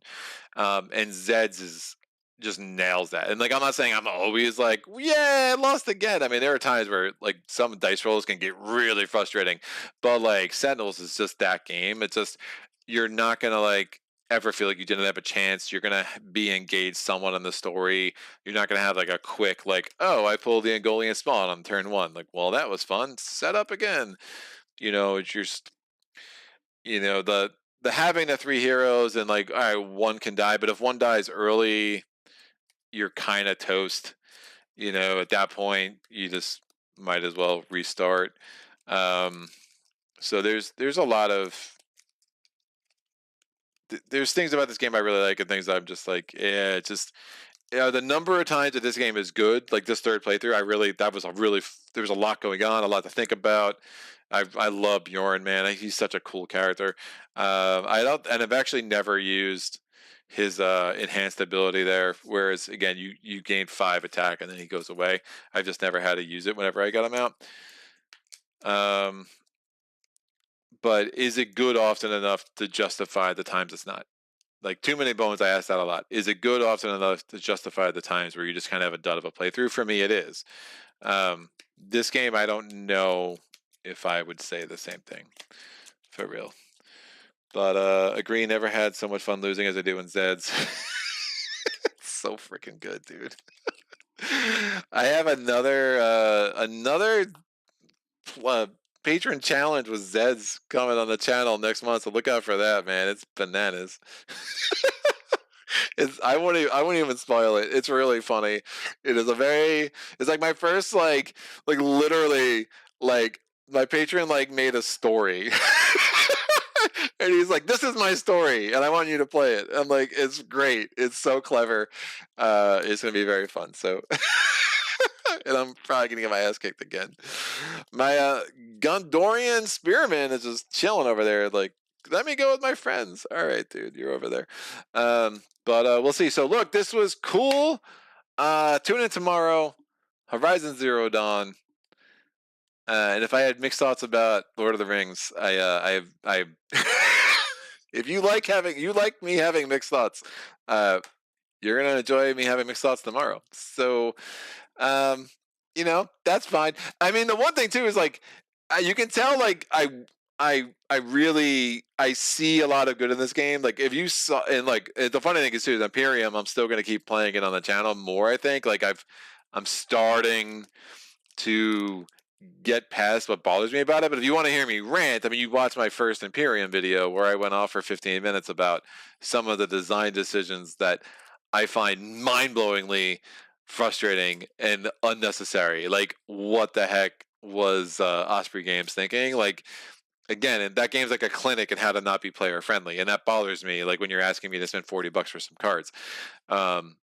And not even giving me a full game. You can have $40 for these cards and $40 for the other cards that we could have included in one box for 60, which I would have preferred. And give me an insert that's not a piece of crap. But I digress.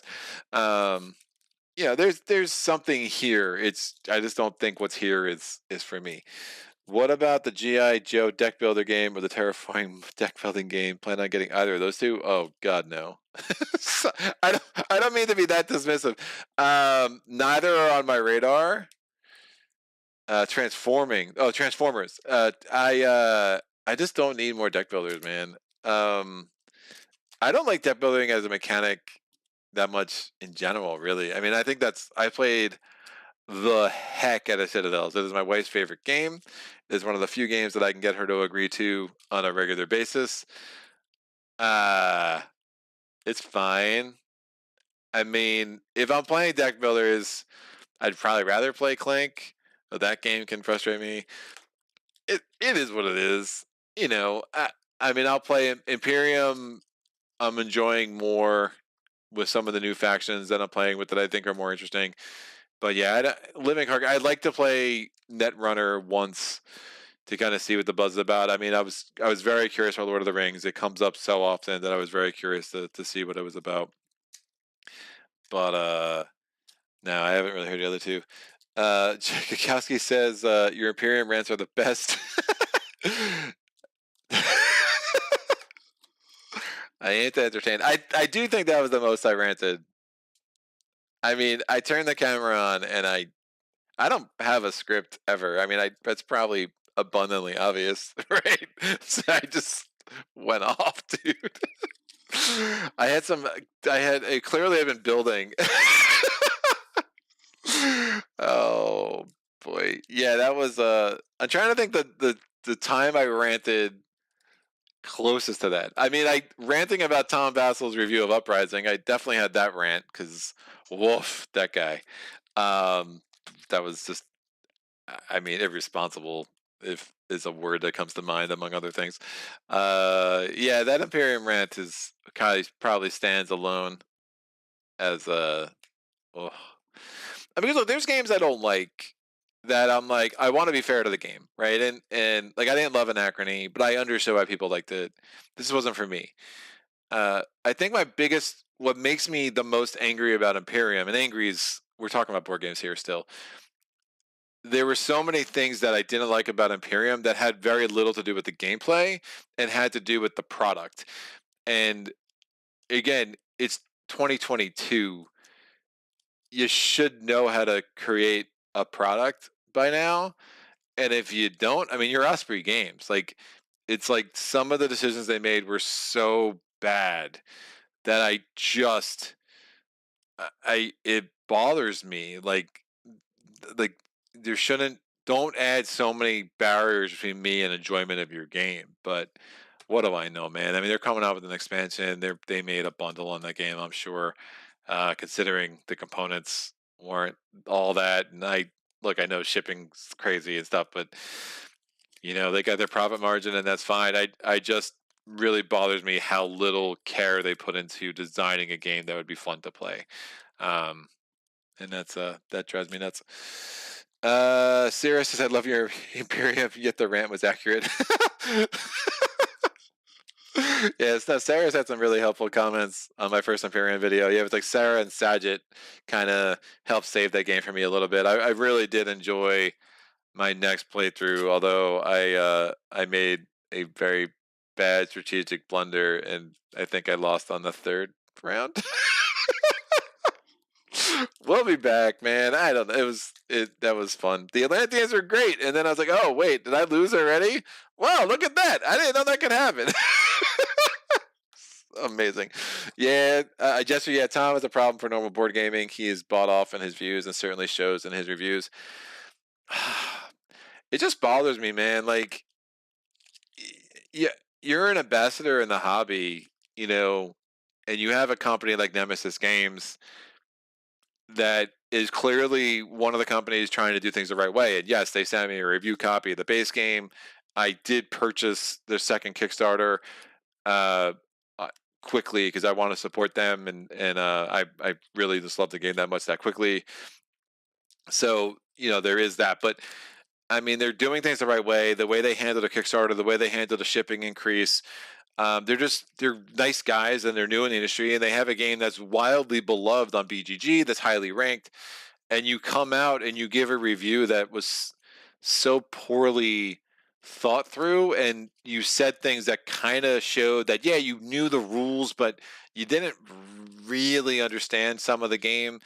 I'm just like, come on, man. Like, and they're in the middle of crowdfunding. Like, your words have impact, man, and like just be more responsible. If you want to just get a Four Squares review, get someone else. Like, he's like, oh, I know people that love this game. Well, get one of them on there with you then to at least get some counterpoints.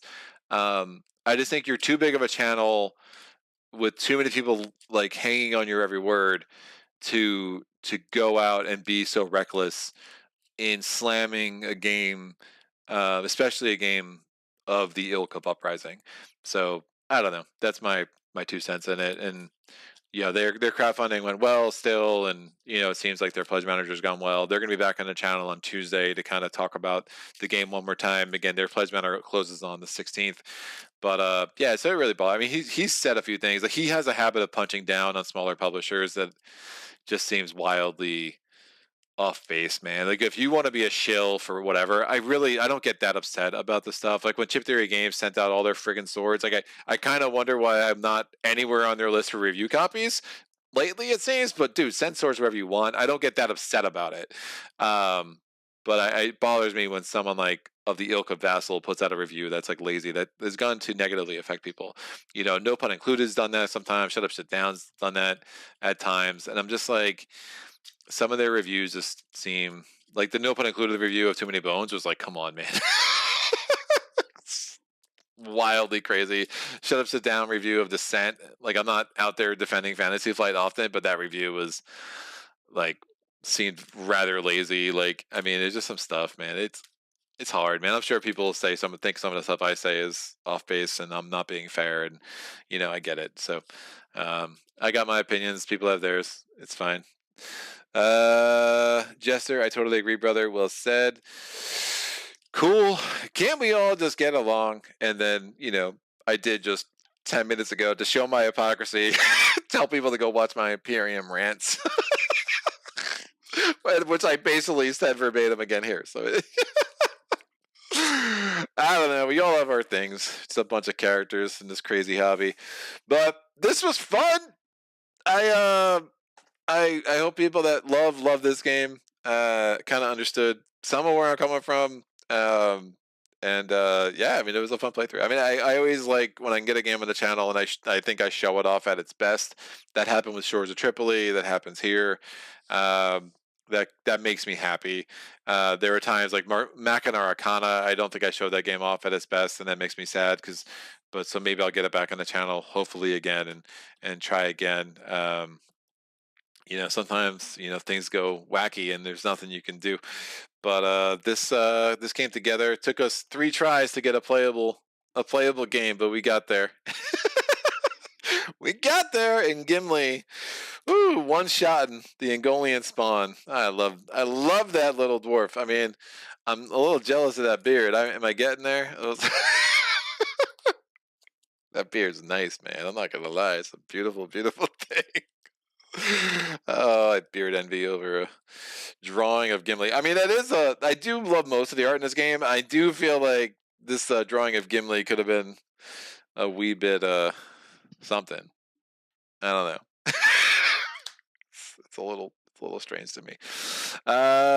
Jester says, you know, the best and worst of this game at the same time. It couldn't have been better to show everyone what it's like, and in the end, it was fun. Kowski says, definitely understand. Love to try Arkham LCG, but no way am I going to buy another LCG. And Calyx, laugh out loud. Yeah. It's tough. When people ask me about Arkham, I'm like, I love it. It was my number 1 for a long time. But especially now, if you don't have a game group to play it with, I don't know. It's if you're gonna buy a true solo, I mean, you're pretty much looking to spend like 500, I think, to get the base game, Carcosa, Dunwich, Forgotten Age, maybe the Return Twos. It is not something I would recommend people go lightly. And there's, if you don't have the time to really invest in it. I mean, I don't play True Solo Arkham much anymore. I have friends that love it. We play through campaigns, and I get my Arkham fix, which is why it's been dropping on my True Solo list, because I just my solo games list. I just don't play it solo. But that was the game for me for a long time, for sure. But yeah, I don't even own a Calyx. I think I'm the only content creator on YouTube that doesn't own a Calyx. I mean, Jester, do you own a Calyx, man? Phoenix Knight probably owns a Calyx. Phoenix Knight, I feel like he's I don't know how he's learning all the games he's learning, man. He's like, every day on Facebook, he's like, I'm learning this game now. Like, God bless you, dude. I'm slowing down, dude. I can't. My brain is like, no more room for rules. Woof.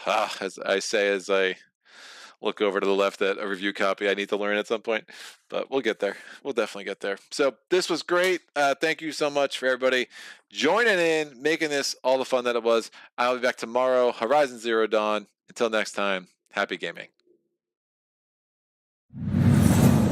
Solo.